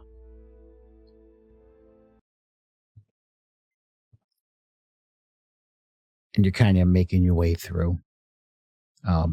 Travel is slow going. As you're trudging through the thicker snow, heavier snow on the ground. There's no road Does or well-worn Trex have path. warm boots? We will say for the ease of the campaign, yes, he does. Okay. I'm not going to make him drag along behind you in that case. So you guys are kind of walking along here, and not to make this too obvious, but we will just roll this here. Boom, ba-doom, ba-doom. Uh-oh. Okay. Let's hope middling numbers means good.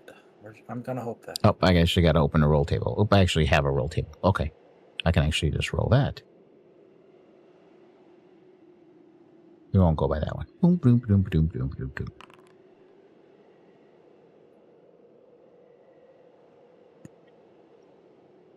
Chewinga. Okay, so you randomly see a Chewinga just kind of bouncing through the tundra. Oh. And it kind of waves at you as it goes by. You can sense its friend, so it's pretty easily no need to worry about that one as you guys continue walking through. Mm-hmm. And this roll table stupid. It is not giving me. It's not telling me anything. You are not telling me anything, roll table.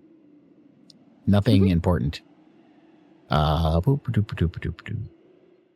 So as you're walking across, you see some figures in the distance, and they kind of look at you quite angrily. And they appear humanoid, but they look kind of crazy as they get closer. And they draw their weapons. So you guys can roll initiative. Oh no! Oh Hey, no! everyone get ready. Jeez Louise, here we go. Oh. Hello? Game? There we go. Oh, finally a good initiative roll. Oh. Let's see. Yeah, and I totally forgot about Vigilant Blessing, but it's okay. Terrible roll for me. Worrying about my. I'm gonna put Trex by Natasha.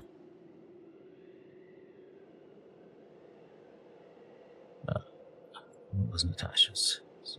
15.15. Okay.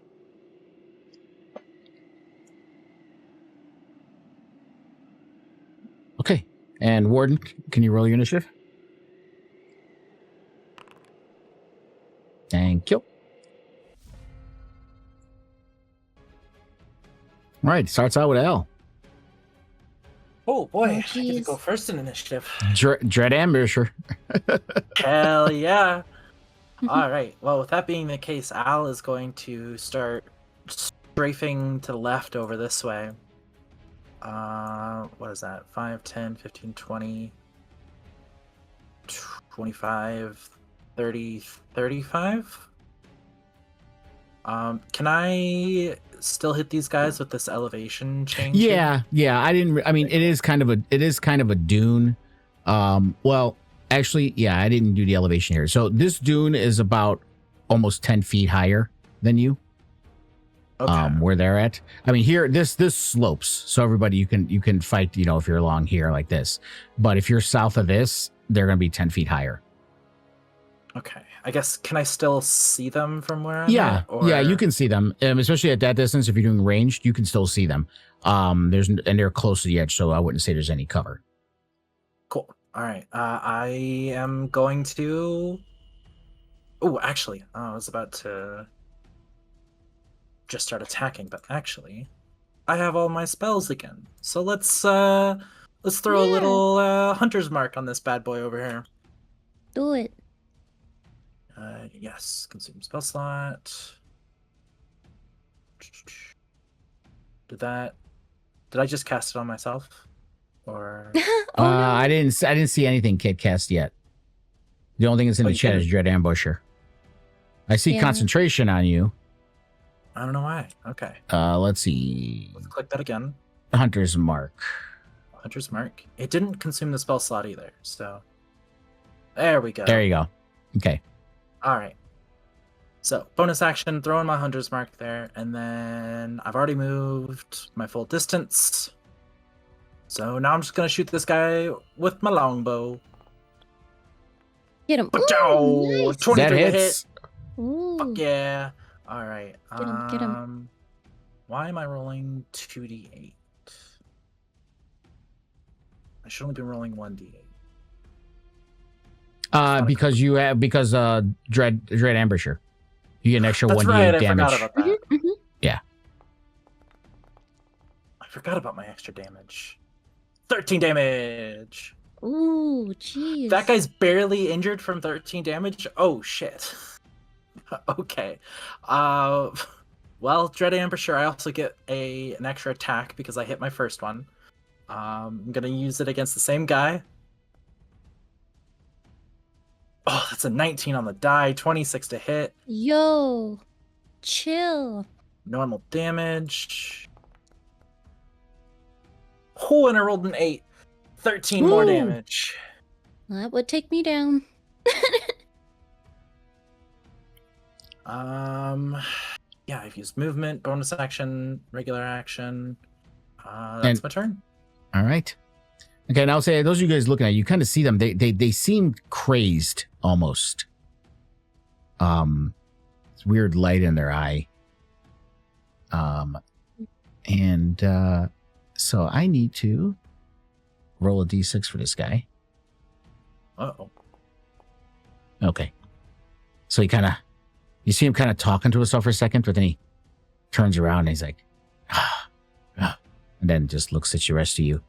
And he is going to, let's go down the row. So 1, 2, 3, 4, 5, 6.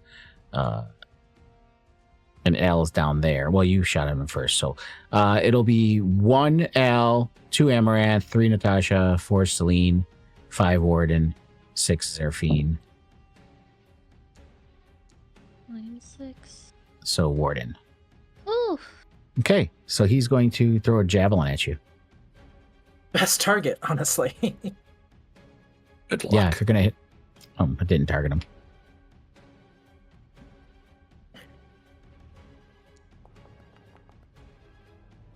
Oh, he has advantage. Oh, jeez. All right, so that hits you for 5 points of damage. And why does he have advantage, by the way? Let's check. Is it like elevation based? No, I have no elevation on this map. Oh, But Warden's supposed to do a Constitution saving throw. I'm just trying to see why it did put advantage. Does it have pack tactics or anything? Oh, okay, reckless. That's what it has. Reckless. At the start of his turn, Berserker can gain advantage on all melee weapon attacks. Oh, that's melee. It's not ranged though. He shouldn't have had advantage on that. That was weird. I don't know why it did that automatically. But he would have hit. What's your AC again? 21. Obscenely yeah, he- high. Well, he hit with a 20, so it's not 21. It's 20. Your AC is 20. So yeah, he met it. So actually, give yourself back that because it shouldn't have been with advantage. I'm just trying to figure out why you did that, but that was weird. Yeah, give it back the 5 points back because if he rolled with the lower die, that would have been a 16, and he wouldn't have hit. So give yourself 5 hit points back. It looks like it took away from temporary hit points, anyways. So we're all good. Oh, okay. I don't know why You this shouldn't didn't go have away. those temp HP. I realize that. They shouldn't be there anymore. No one else has temp, right? Go away on a long rest. No. Let me Manually double check took mine though. Let me off, double but, check. yeah. Okay. Yeah, let me check. I this just out. assumed they would go away. Oh yeah, and then Zeraphine has it too. No, I still have mine. check. There we go. I had to manually take mine off. I did that during the break. Yeah. Thought And it did would you go turn away did, during did it. you turn on your Eyes of Night again, Zeraphine? Because that's as a passive That's effect. Never mind. perma. Yeah, Yeah, it's I always passive. have Yeah. Okay. All right. And that is the end of his turn. Warden. Yeah. They're kind of Is just this- out of your Wait, range. that's Owl. You- I'm so sorry. I'm so confused. Yeah. Oh, I don't You- see them at all. Yeah, because of the tundra and the snow that's coming, and the visibility is low. So they're just They're out up of the here? range. Yeah. Now you can see them. 1, 2, 3, 4, 5, 6. I'm going to target that. Hang on one second.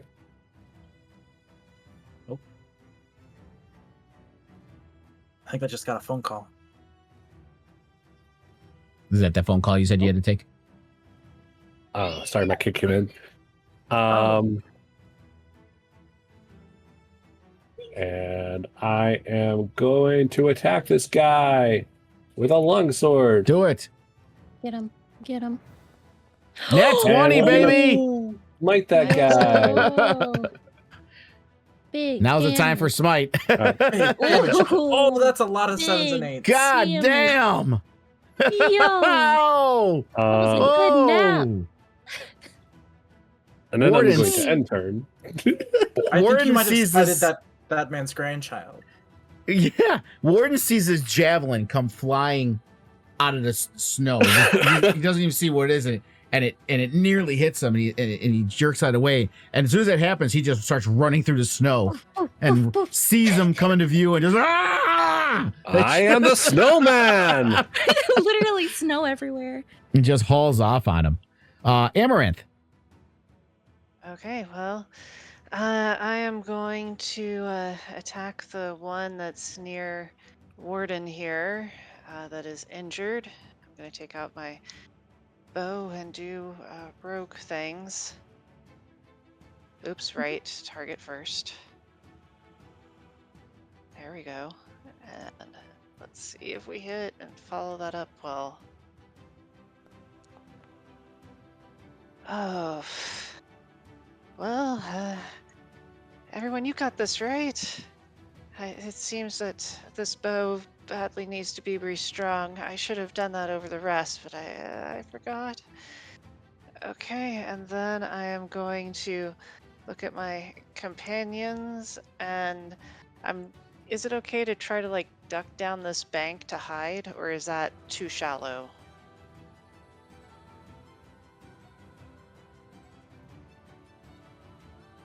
We can't Like hear you. here. You're muted.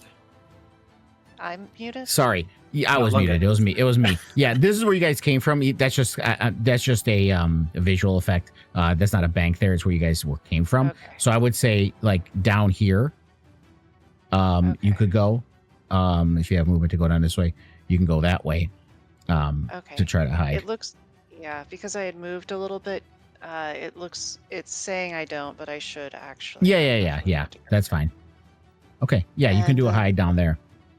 Okay, I look over at Al and I hide.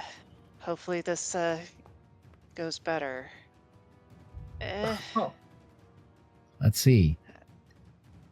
Okay, say, I just That give works. Zerfing a thumbs up and I end my turn. Ah. That works. In their madness, The bow shoots out of nowhere, but they just see this paladin in front of them that just like went crazy. So they don't even notice Amaranth running the other way. Nice. And he will go over here. And I need to roll a d6 for him. Okay. I'm 5 again. So he's kind of mumbling to himself, but then he snaps out of it, and he looks at Ward, and you see him pull out this kind of wicked looking flail as he swings it at you. Aye, aye, aye. And you need to do a Constitution saving throw, Warden. It's in the chat.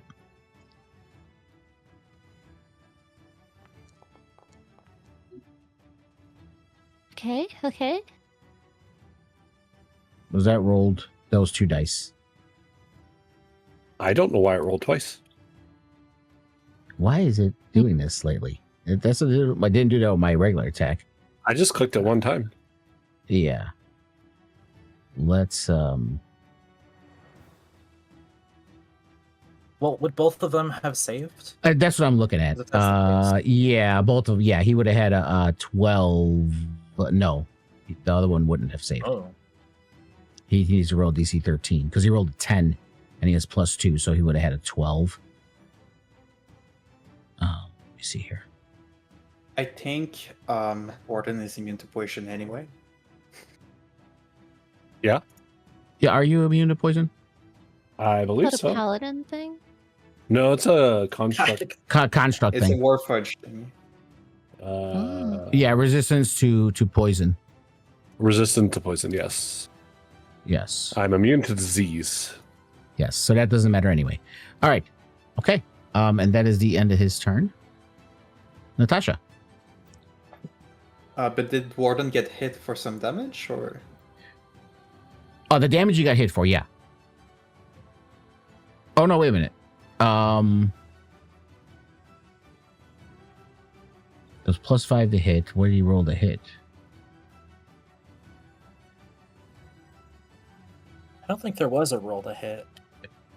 No, I didn't see any. Yeah, I didn't. What's wrong with this flail, man? Doesn't want to function. Okay, let It just assumed it hit me. let me try this again. Let me see here. Melee attack. There it goes. Okay. So yes, it hit. Damn, okay. Yeah. So it hits you for the damage. Okay, Natasha. Wow. Oh, Sorry. All right. Well, darn. I'm gonna cast a spell. And I'd like to place the template here. Okay. Select any number of. Oh, I did work on this one, so it should work correctly. Now we'll see. And it should prompt you to choose which ones.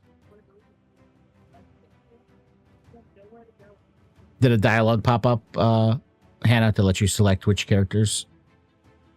Yes. Yes. So just make sure Warren's not on that list. Yeah, I don't know how to right click. Oh, to remove. Okay, Yeah. There we go.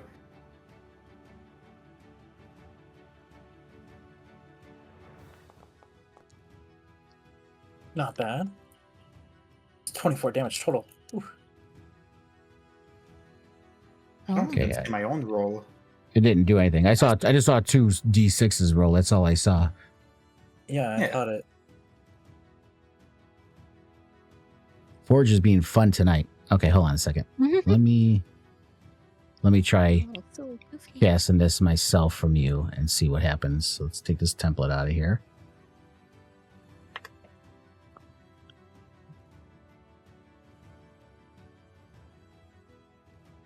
All right.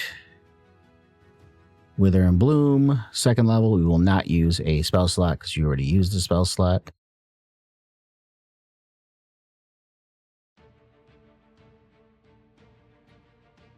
We'll do that.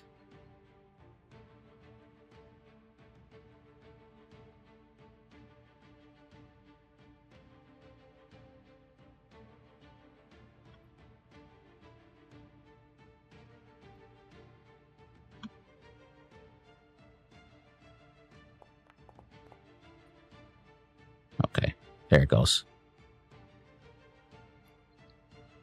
Okay, so 2 succeeded the saving throw, 1 failed. So 1 takes full damage, 3 take half damage.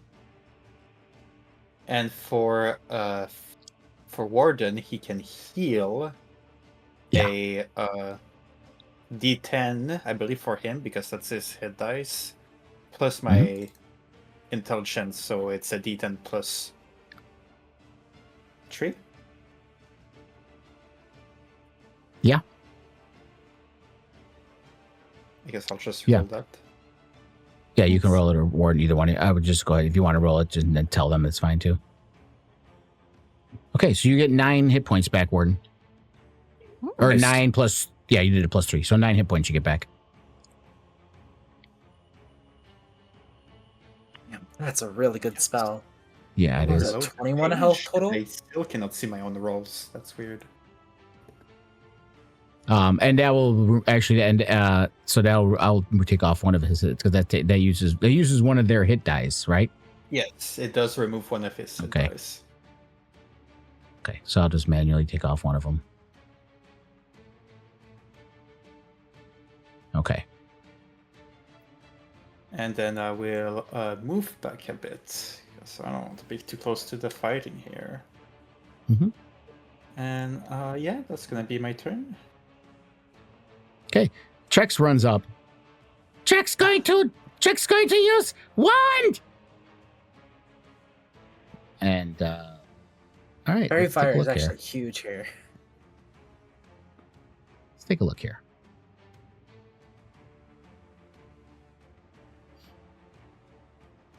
All right. So let me roll this.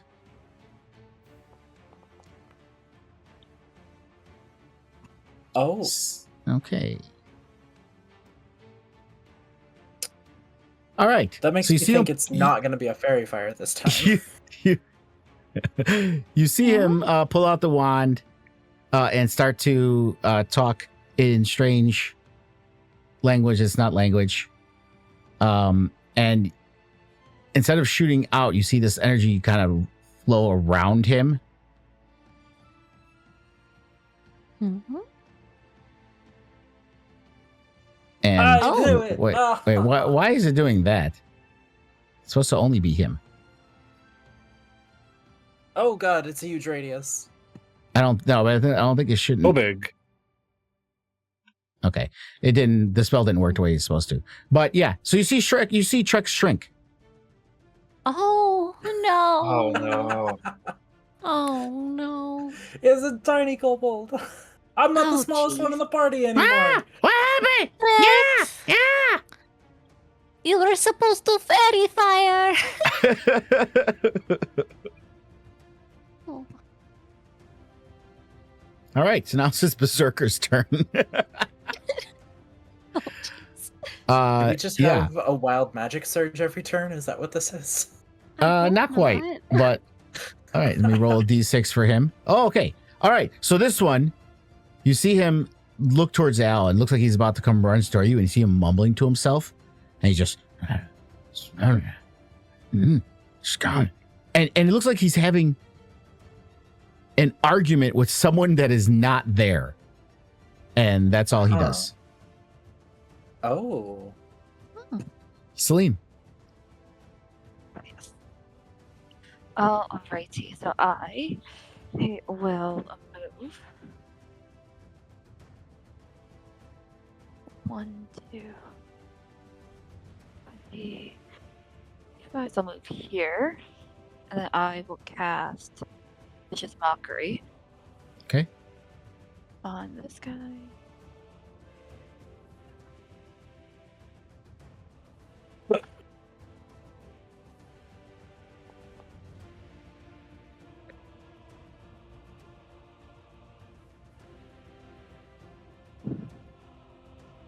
All right, so Nice. he saves. What do you say to him, by the way? I'm just like, a blind albino fox could see better than you.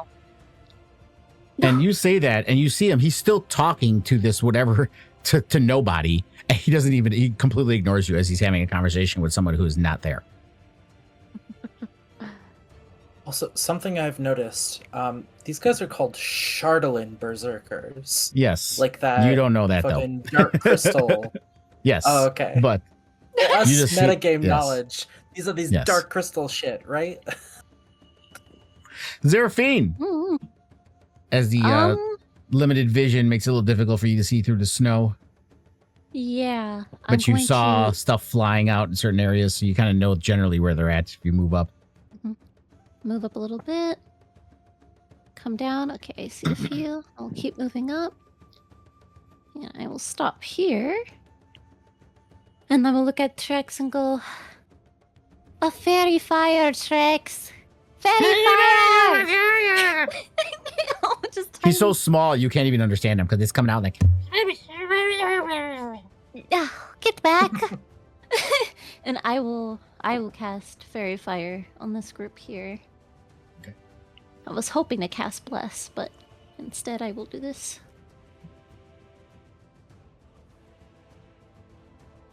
Put down a template. Yes, yes, yes. We'll put it here. I don't want Warden to be in it, so let's do this if we can. Let's see. Oh, it won't let me move my screen. Here we go. Okay, let's do it this way. I don't think I can do it without getting him in there. Is there a way for me to flip this? Ah, there we go. Got it. I think so.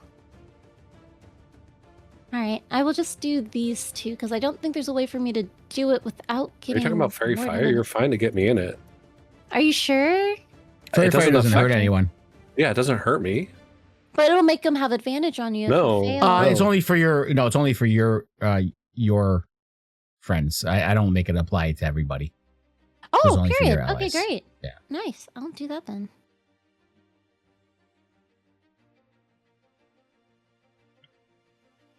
And I cast that. Yeah, you can cast that on me. I don't care. Don't want them to hurt you. And it's going to make you still roll a dex saving throw, Warden. You can do it at advantage if you don't want it on you, but it doesn't really matter anyway.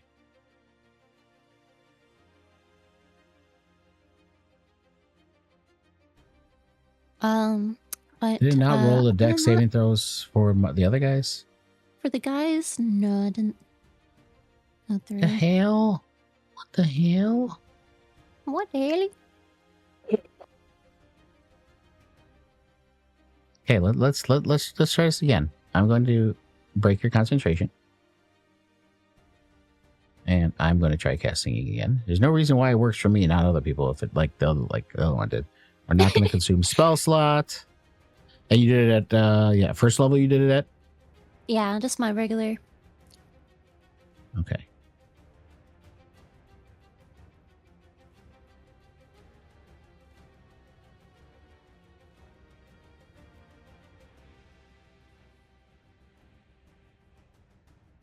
Yeah, I rolled it for them. Warden, so yeah, you got to manually roll it. I'll roll it for you just to get it out of the way. Oh, did they succeed? Okay. So 2 succeeded, 1 didn't. Okay. And that'll be my turn. This turn. Okay. And I'm trying to see which ones succeeded and which ones didn't, because it didn't put a damn marker on them, so I don't know which ones did and which one didn't. It's not telling me. Okay, Al. Oh, yes, it is my turn. All right. Well, this guy is hunter's marked and fairy fired. I'm fucking hitting him with my bow with an arrow. Do it. Oh yeah, he's marked. Okay, now I see it. Roll with advantage. There you go. That is an 18 on the die for 25 to hit. Nice. No, we're still not using favorite foe. I got Hunter's Mark. That is 10 damage. That's a Ooh, solid spicy. 10 damage. It's good. All right, and I still got some movement, so I'm gonna start moving left again. 5, 10, 15, 20. Now you're going. You 25. are going up, so that would be Yes. difficult terrain going up those. I am unhindered by non. Oh yeah, that's right. Terrain. Yeah, that's right. Yeah. So you You're just just- Thank you just being a ranger. you just Legolas up that hill. Yep. Doof, doof, doof, doof, doof. Higher than anyone my size should be able to jump. You just see me scale this wall faster than a monkey climbing a tree. It's like I don't have any other bonus actions, so quick turn, but that's my turn. Okay. Yeah, me All right. either. Let's roll d6 here. Just don't roll a 6. Oh, Okay. So he is paying attention. He sees Al climbing up that other area there. So he's going to break Oh. off. Warden, if you want an attack of opportunity, you can, because he's going to move. This guy right here. Which one? The one that's got the little glowy aura around him right now. Oh, yeah. Yeah, so go ahead and if you want to do an attack, go ahead, because he's going to move out of your area.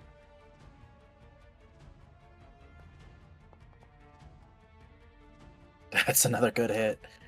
nice. Okay. So he takes that hit, but ignores you. Oh, And he's going to smite on an opportunity attack. All right. Oi! damn. Who said don't he like could this ignore me? guy. I didn't say he could ignore me. Well, he still did.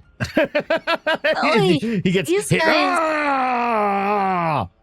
But he already started moving. So he's going to go over here. And actually, let me see here.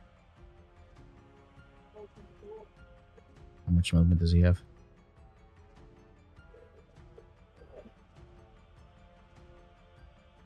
Yeah, he's going to run right up here. And he's going to try to flail Al.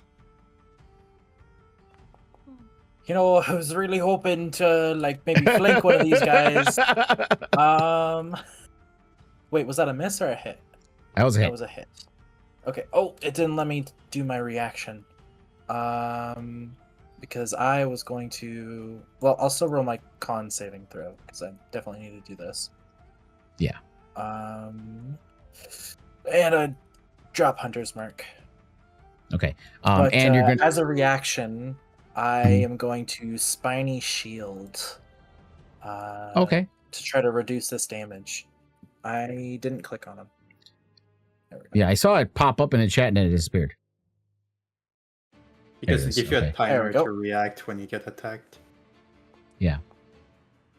So we'll reduce this damage by 5 and deal 5 back. Okay. Okay. And. Oh, I already did it to him. Okay. Yep. Setting myself to 22, and I should be good. Okay. Warden, Yeah. your turn. Yep. This I'm guy gonna is turn. fairy fired, so he does have fairy fire on him, so you would be able to get advantage on him. And if you move here, you're still, you're not in no opportunity attack because you're still in range of that guy. Good. I'm going to do just that. I'm going to attack that guy.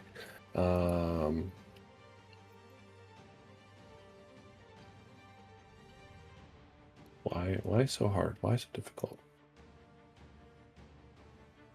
Oh! I have advantage. Can I roll twice? Okay. All right, it hits either way. Come on, come on.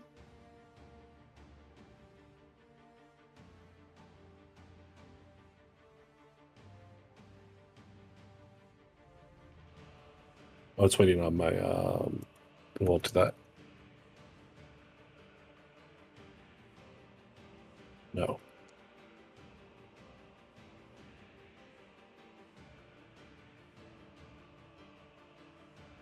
Okay.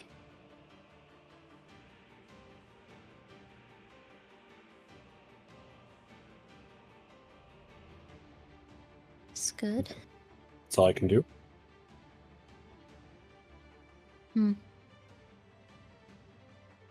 Okay. So Amarath is hidden.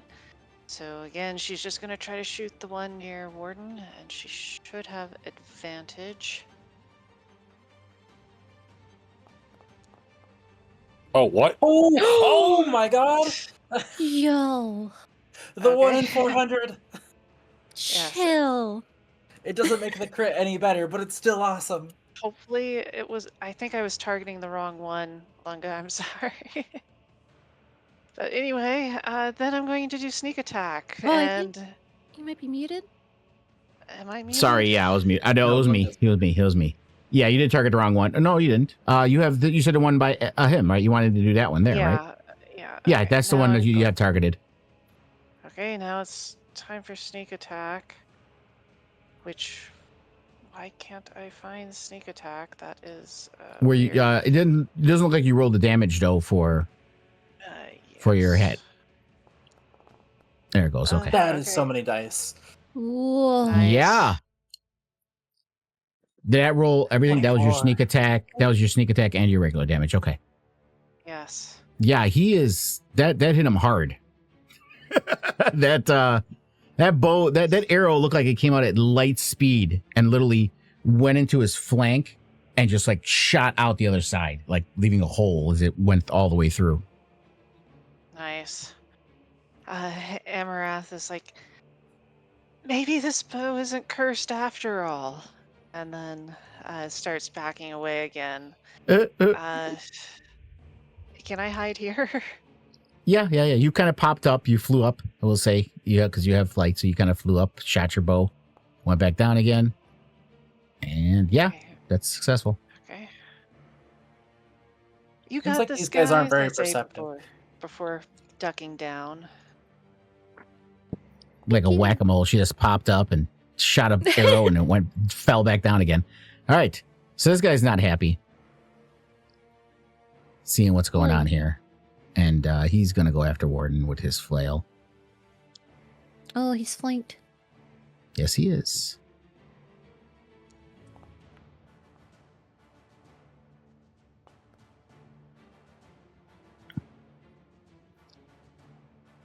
He whacks Warden with the flail as it hits you in the back of the head, Warden. And let's see what else. Does he got anything else I can do that I want to do?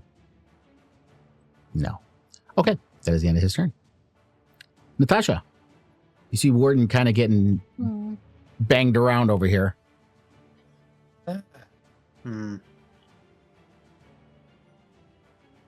I could deal with that. Or I could deal with something else.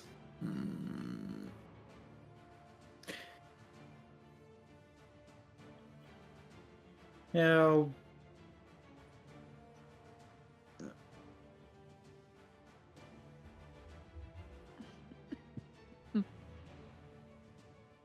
Kill. I will- Killer be killed. Yeah. I'm gonna cast Magic Missile here. Okay.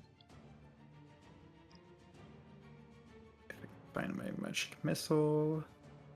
There it is. I need to target somebody first, don't I? The spell.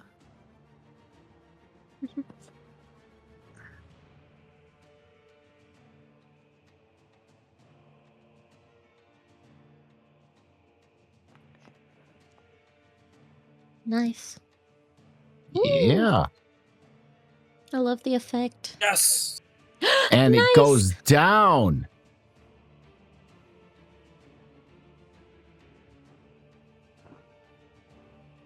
Oh, thank you for that. I was getting kind of scared with him right in front of me. So, Al, you just see this guy just fall dead in the snow as these magic missiles. Pap, pap, pap. And he just looks at you blankly and just literally just falls over like a timber into the snow. And then I will go up to Trex and I'll be like, I'm gonna pick him up. Okay. All right, buddy. And I'm bringing him back. Like, you're maybe you shouldn't be too close to them with that size of yours. Ah! He's by your ear, so he's like, "Well, I don't understand what happened." We'll figure it out later. And that's gonna be my turn now. Yeah, Trex is on your shoulder. He's just gonna stay there. He's not gonna do anything. All right, Berserker's turn. And they're gonna play Rock'em Sock'em Robots here with Warden. No, no. Let's see whose head first pops. Oh, he missed with advantage. Oof. Celine. Come on, come on. All right, I. Well,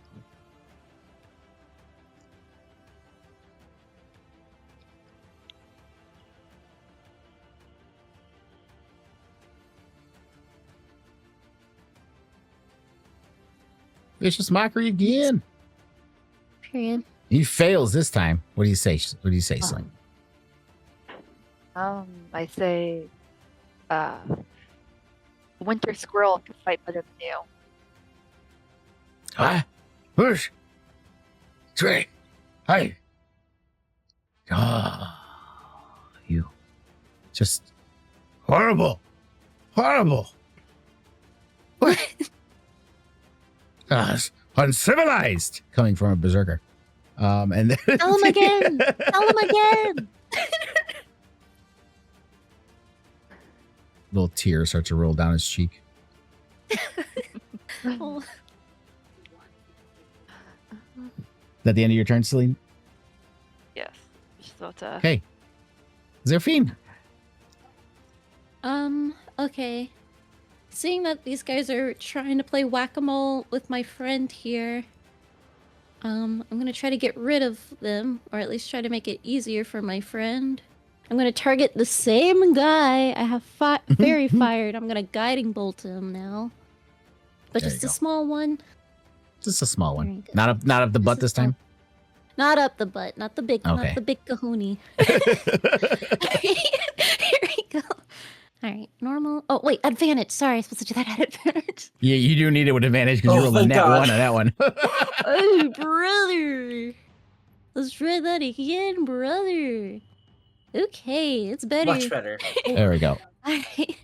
Whew, okay. This guiding bolt And blasts into If he his doesn't chest. go down, you have advantage. If he, But he he's is- still up. Yeah, he's still up, but he's looking. He's badly injured. He's not looking so hot. You'll have to go down. You see, I mean, you guys he's fairy definitely fired. He was just insulted horrendously. Oh yeah, he's getting the Okay. work. Yeah, he's got everything on him going on He's about right to now quit. too. Yeah. He's about to just leave. I'll just say as a note, you guys definitely notice a bit of zealousness in Seraphine. Usually she's a bit more trying to suss out the situation, but she seems ready to attack. Yep. And that's her turn. I think yes. Okay. Ooh, Okay. all right. Al. We're just gonna take a nice, well-aimed bow shot against this Charlatan Berserker, right? Advantage, Right in obviously. front of me. Yep, with advantage. And because my Hunter's Mark went down, I will use Favored Foe on this guy. That's an 18 to hit. Nice. Yes, this is a normal row. Use that. Yep.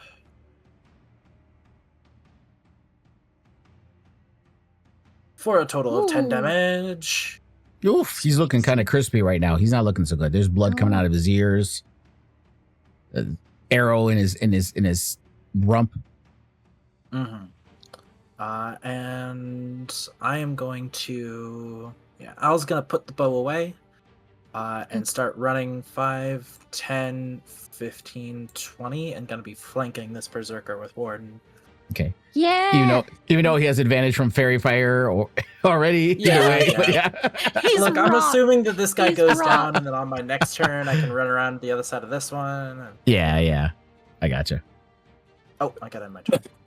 Okay, Warden. Yeah, Warden's gonna turn and hit this guy. Okay. No advantage with him. Oh, that's fine. Oh, all right.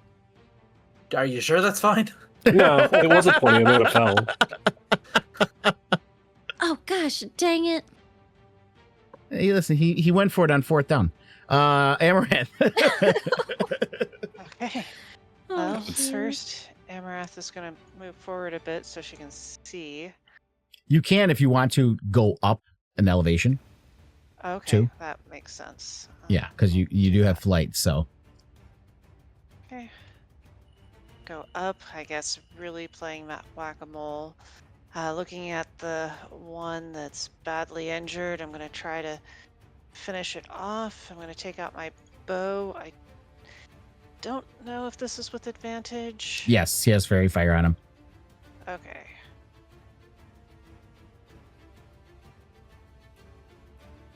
Hit. Doubles again. Okay. Come on, And You know what's come on. coming. Attack. Yep.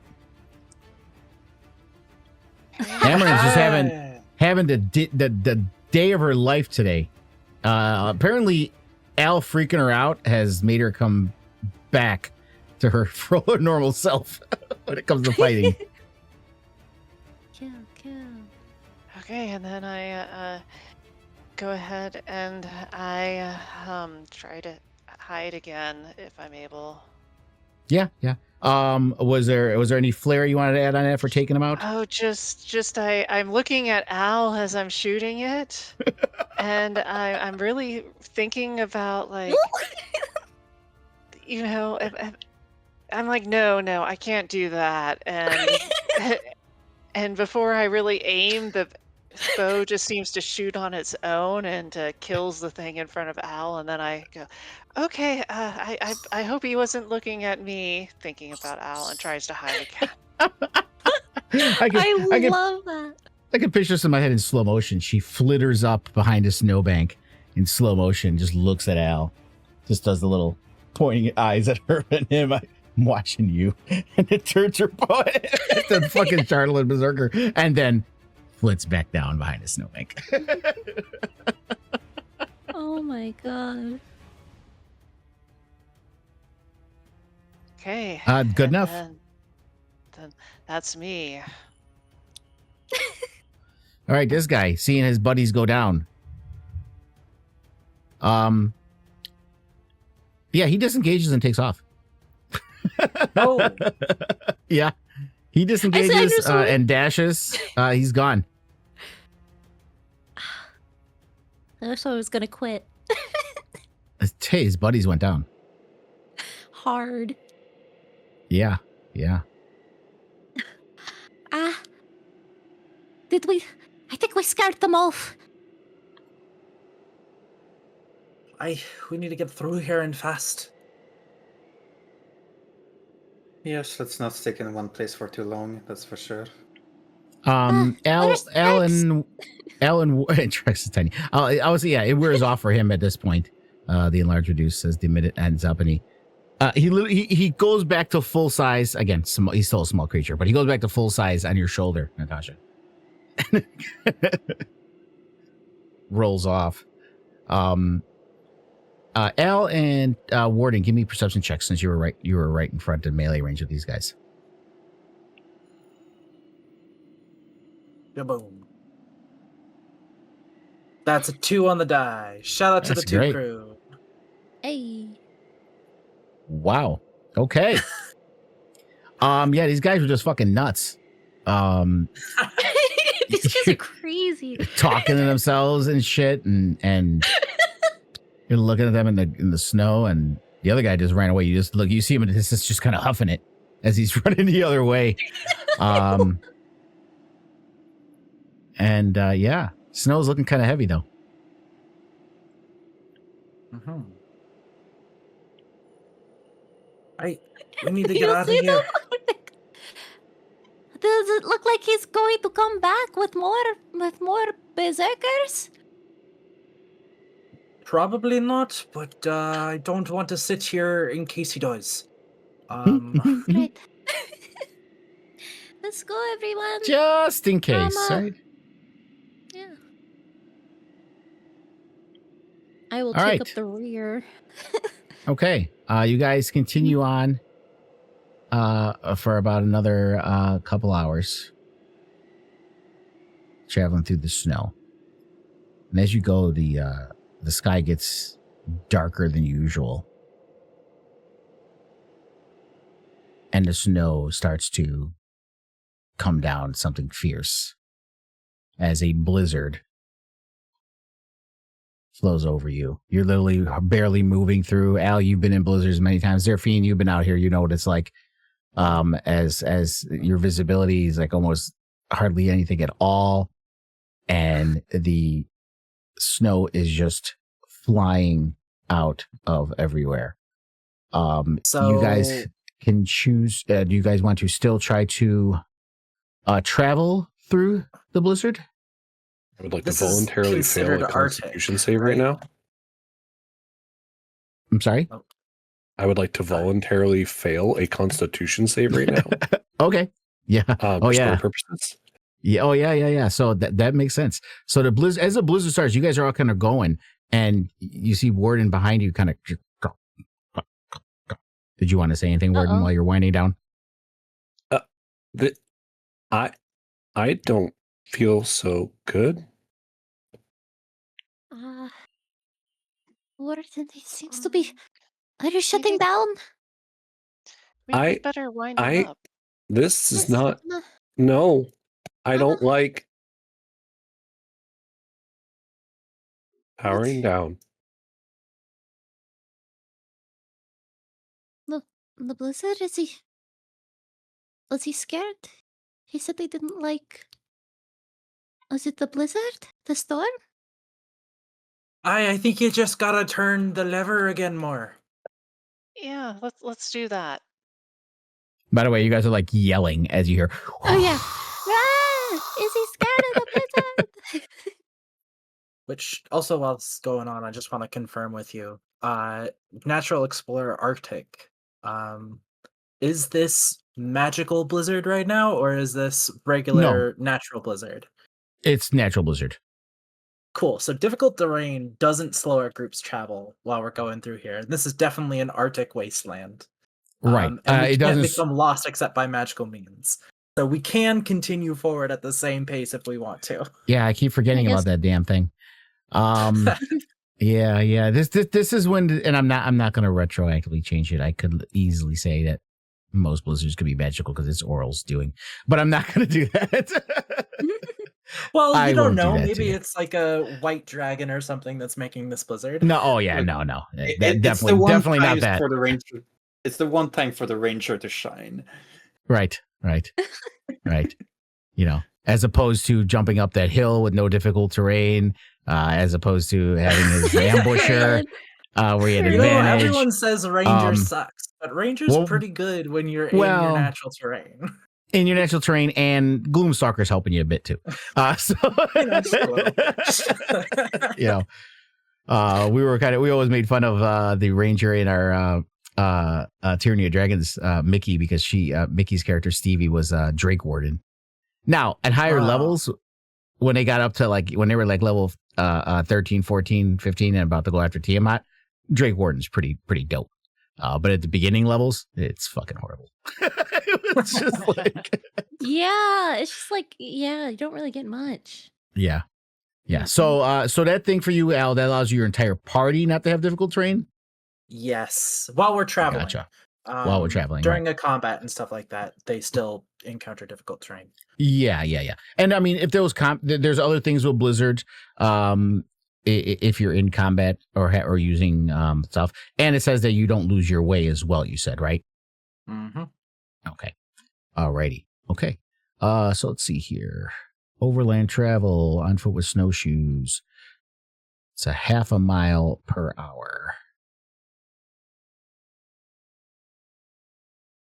So yeah, that was 2 hours that you had, and that was a couple hours. The blizzard doesn't slow you down, and you still managed to find your way. So we'll say another 2 hours pass, and as typical GM stuff, we make a map that is pointless. It's okay. It's okay. It's okay. It's a thing. It's a thing. It happens. We're used to it. We're used to it because there's always then there's times you make a map and you're like, yes, I get to use it. All right. So let me find the next one here. Boop-a-doop-a-doop. Okay, so you travel through the blizzard. Al taking the lead. You guys are kind of in a line, holding on to each other. There. Oh yeah, Warden. What's going on with him, guys? Were we able to turn the key? Did it work? Or...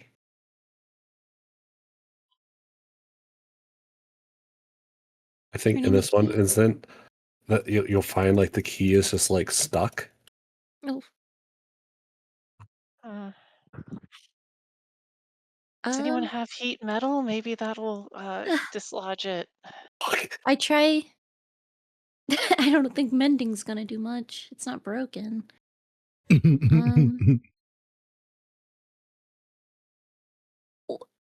Would Seraphine feel like no? He's not like he seems like he just fell asleep. He's not like paralyzed or anything. Can I like say like this is insight worthy? Yeah. Insight?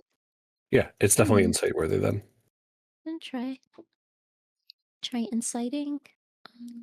What would be a cure to your ailment right now? I'm not sure what kind of ailment this is. Oh! Now you definitely know. Seraphine and her insight checks today. Ridiculous. This ridiculous. Is crazy. I actually saw that one this time. I actually saw the dice this time. Yeah. Maybe, she knew she was going to have some kind of, trial with her god and everything. And she's just been like I'm locked in. Locked in. Yeah. All right, Warden. So what do you have to say with her rolling a 25 on insight? So I think like based on the fact that Zerfine found him, and how she found him, that like she would conclude that Warden is actually not a huge fan of the snow, and would be afraid of freezing solid again. Oh. I'm not sure why. It's what I feared. The blizzard. The blizzard, he's scared, and I guess out of fear, he shut down. I guess we have to get him out of the storm. He may wake back up, or we can just try to reassure him. Otherwise, I don't think that key is going to turn. It's okay, Warden! It's okay. That Warden can actually feel, or is that like a... Is that actually what he's doing? Or... No? Okay. No one's... Alright. Well... I don't know. I don't know. I just tried consoling him. If we are trying to move forward and not turn back, she's gonna try to console him and just go, Warden, it's okay. I know, and I found you. You were all alone, but there's more of us now. And if anything, you can feel the warmth already. You'll be okay. You'll be safe. You won't be left behind. But you have to wake up now. You have to let Amma turn your key. I think with I that, I don't know if that works. I think you'll just start hearing like the gears turning and whirring and like willing to be like actually moved. Ooh. Try it again, maybe, Amma. Okay. Anyone want to help? Oh, guidance. Sorry. That's what I'm here for. Okay. Okay. If this is going to take a while, I'm going to take a look around. Okay, and this is just an athletics check. Keep my eyes on you. Lunga? Athletics? Sorry, right? well, Oh, for yeah, go ahead. Yeah, athletics. Ugh. Ooh. Yikes! Oi, oi, oi. I don't think that Okay. guidance is gonna do much. Oh, with a -1 as well. You rolled a 0. Oh, Oh no. Wait a minute. You have a -1. Yeah. That's part of the Yeah, reason why I asked if -1. anyone wanted to help. Amaranth is obsessed with Oh, this you know key for what? some reason, but she's not good at this. I can I'll try. Cuz I do have athletics. I don't know anything about this key. That's why she trusted you with it. But if you show her what to do, she'll try. Meanwhile, Natasha, if you're trying to keep an eye on Al, the blizzard, it is getting pretty bad. As he goes off, I need you to do a survival check. Me? Yes. All right. Survival. I believe in you. oh, Nice. 13, I guess. Okay, so you do keep an eye on him for a while, and you keep going and going, and after a while, you lose sight of Al, and you lose sight of the party. Al! Now this is Al, a you've- small map. Technically, you, the player, know where the party's at, but Natasha has no clue.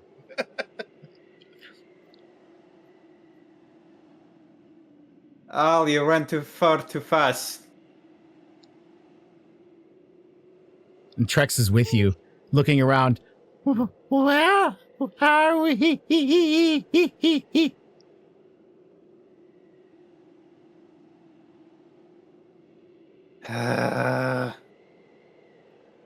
And what I'm going to do is put a little wall around you, Natasha, Okay. No. as you are lost in the blizzard. No.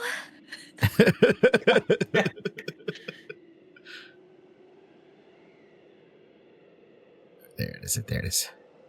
Do. All right.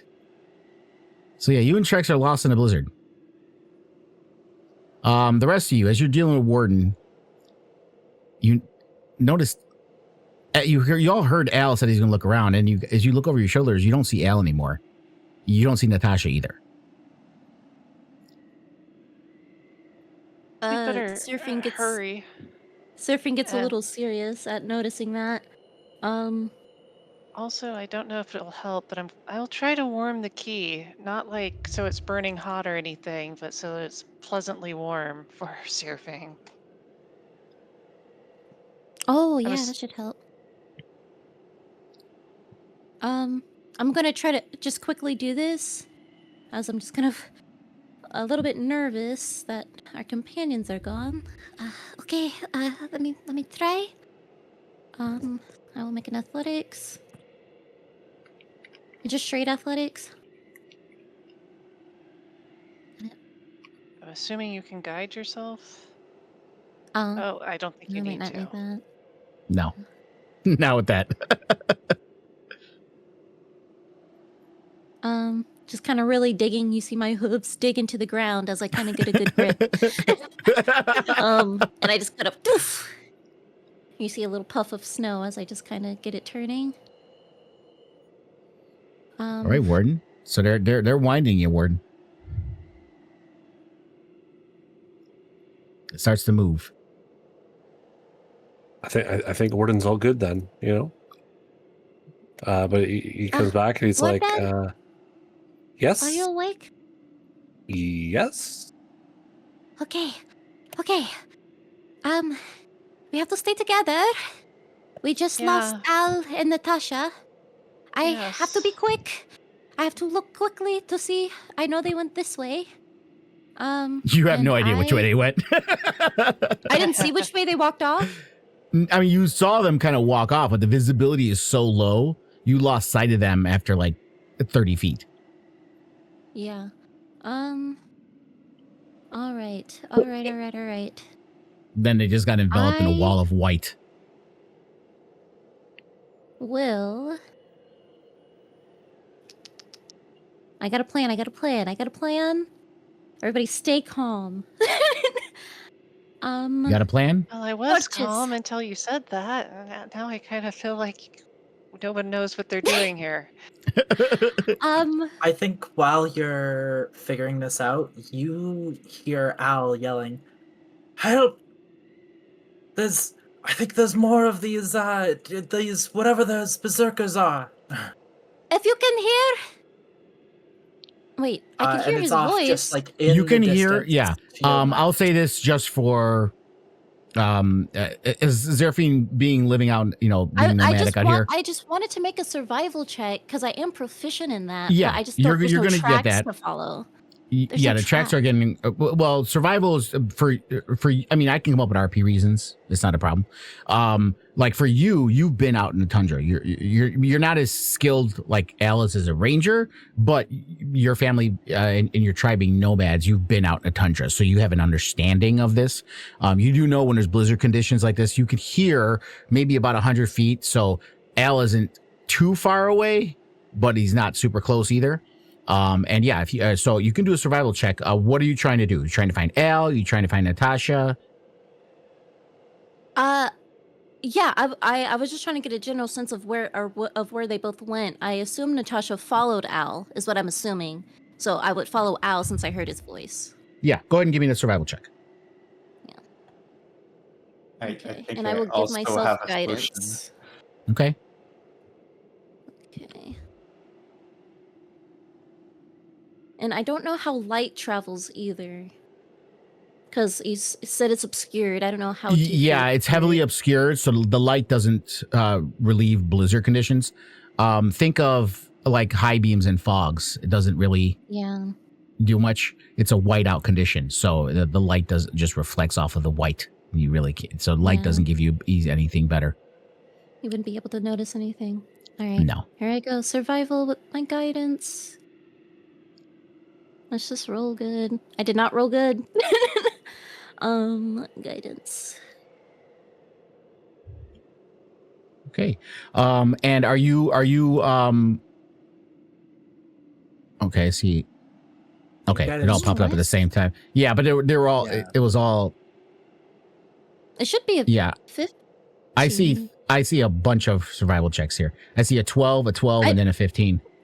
I don't know. I just clicked the survival. I just clicked survival. Yeah, the 15 looks like guidance had rolled twice. Double. For that one. Yeah, I rolled twice for that one. So it's a 12. Yeah, it found Forge might have hiccuped. But yeah, 12 would have been your roll because that's the D20 plus 1D4. The 15 is with two 1D4s. Yeah. So it's a 12. Now are you walking out into the blizzard trying to follow where you think they went? I told everyone to stay close. Okay. So Are they coming with you? Everybody, hold on to me and hold on to each other. We cannot get lost. Follow me. I think I know which way to follow them. Okay. So are you all following Zeraphine? Yes. Okay. Yes. So Zeraphine with a 12, you can't find them and you get lost. Period. Now I need everybody who's following her to give me a survival check. Slow down. Okay. Well, And are you saying we could separate because we were trying to like hold hands. Yeah, this is what that's what the survival check is for, to see if you stay with Zeraphine. So Warden, yeah, you managed to hold on to Zeraphine as she's getting lost. Okay. So Warden, you managed to hold on to Zeraphine. Celine, you do not. So you get lost as well. And Amaranth, you get lost as well. So you guys are Warden and Zeraphine are together, but you can't see anybody else. Natasha still can't see anybody else. Celine is lost on her own, and so is Amaranth. No! Everybody's separated. Oh no! Except for the bosom buddies, Zeraphine and Warden. Warden, oh no! Everyone's and gone. At that moment, Emma, you see Al. You do find Al. Oh, great to see you out here. Oh, thank goodness you're all right. Oh, do I think he's being sincere when he says that? Absolutely. You don't have to roll. No.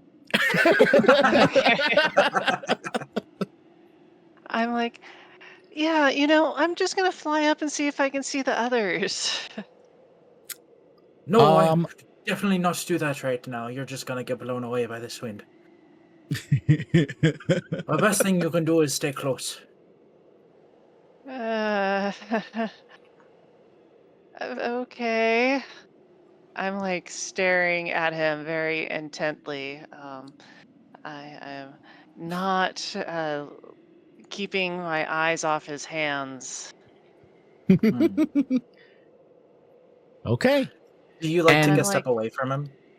yeah, and I'll just say, so since we're here all by our lonesome, I did get the impression there was something you wanted to say to me on my own, and I guess now I have no choice but to listen on my own if you want to take the opportunity. Hi, I'm real glad you took a step away because it means I don't have to roll this with disadvantage.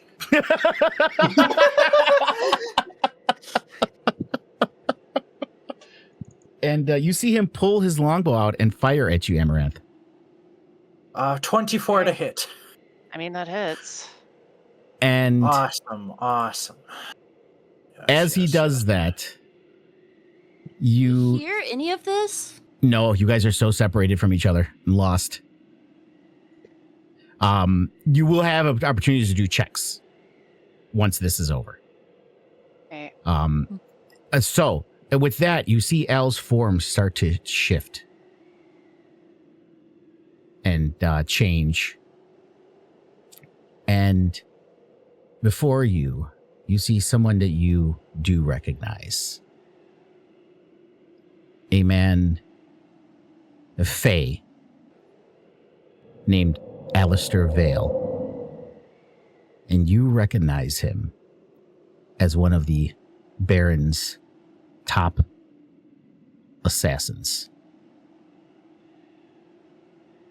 And Okay, he looks nice. at you and he says, "We told you we were going to get you, sweetie."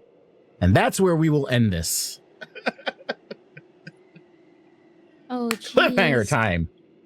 I had to go over 5 minutes. Okay. Well, I Sorry, have to Emma. go, unfortunately. Finally, I got Oh, you away from the no. rest of the party. It took 3 fucking sessions. Hey, and it worked out. She failed that roll. I'm like, yes.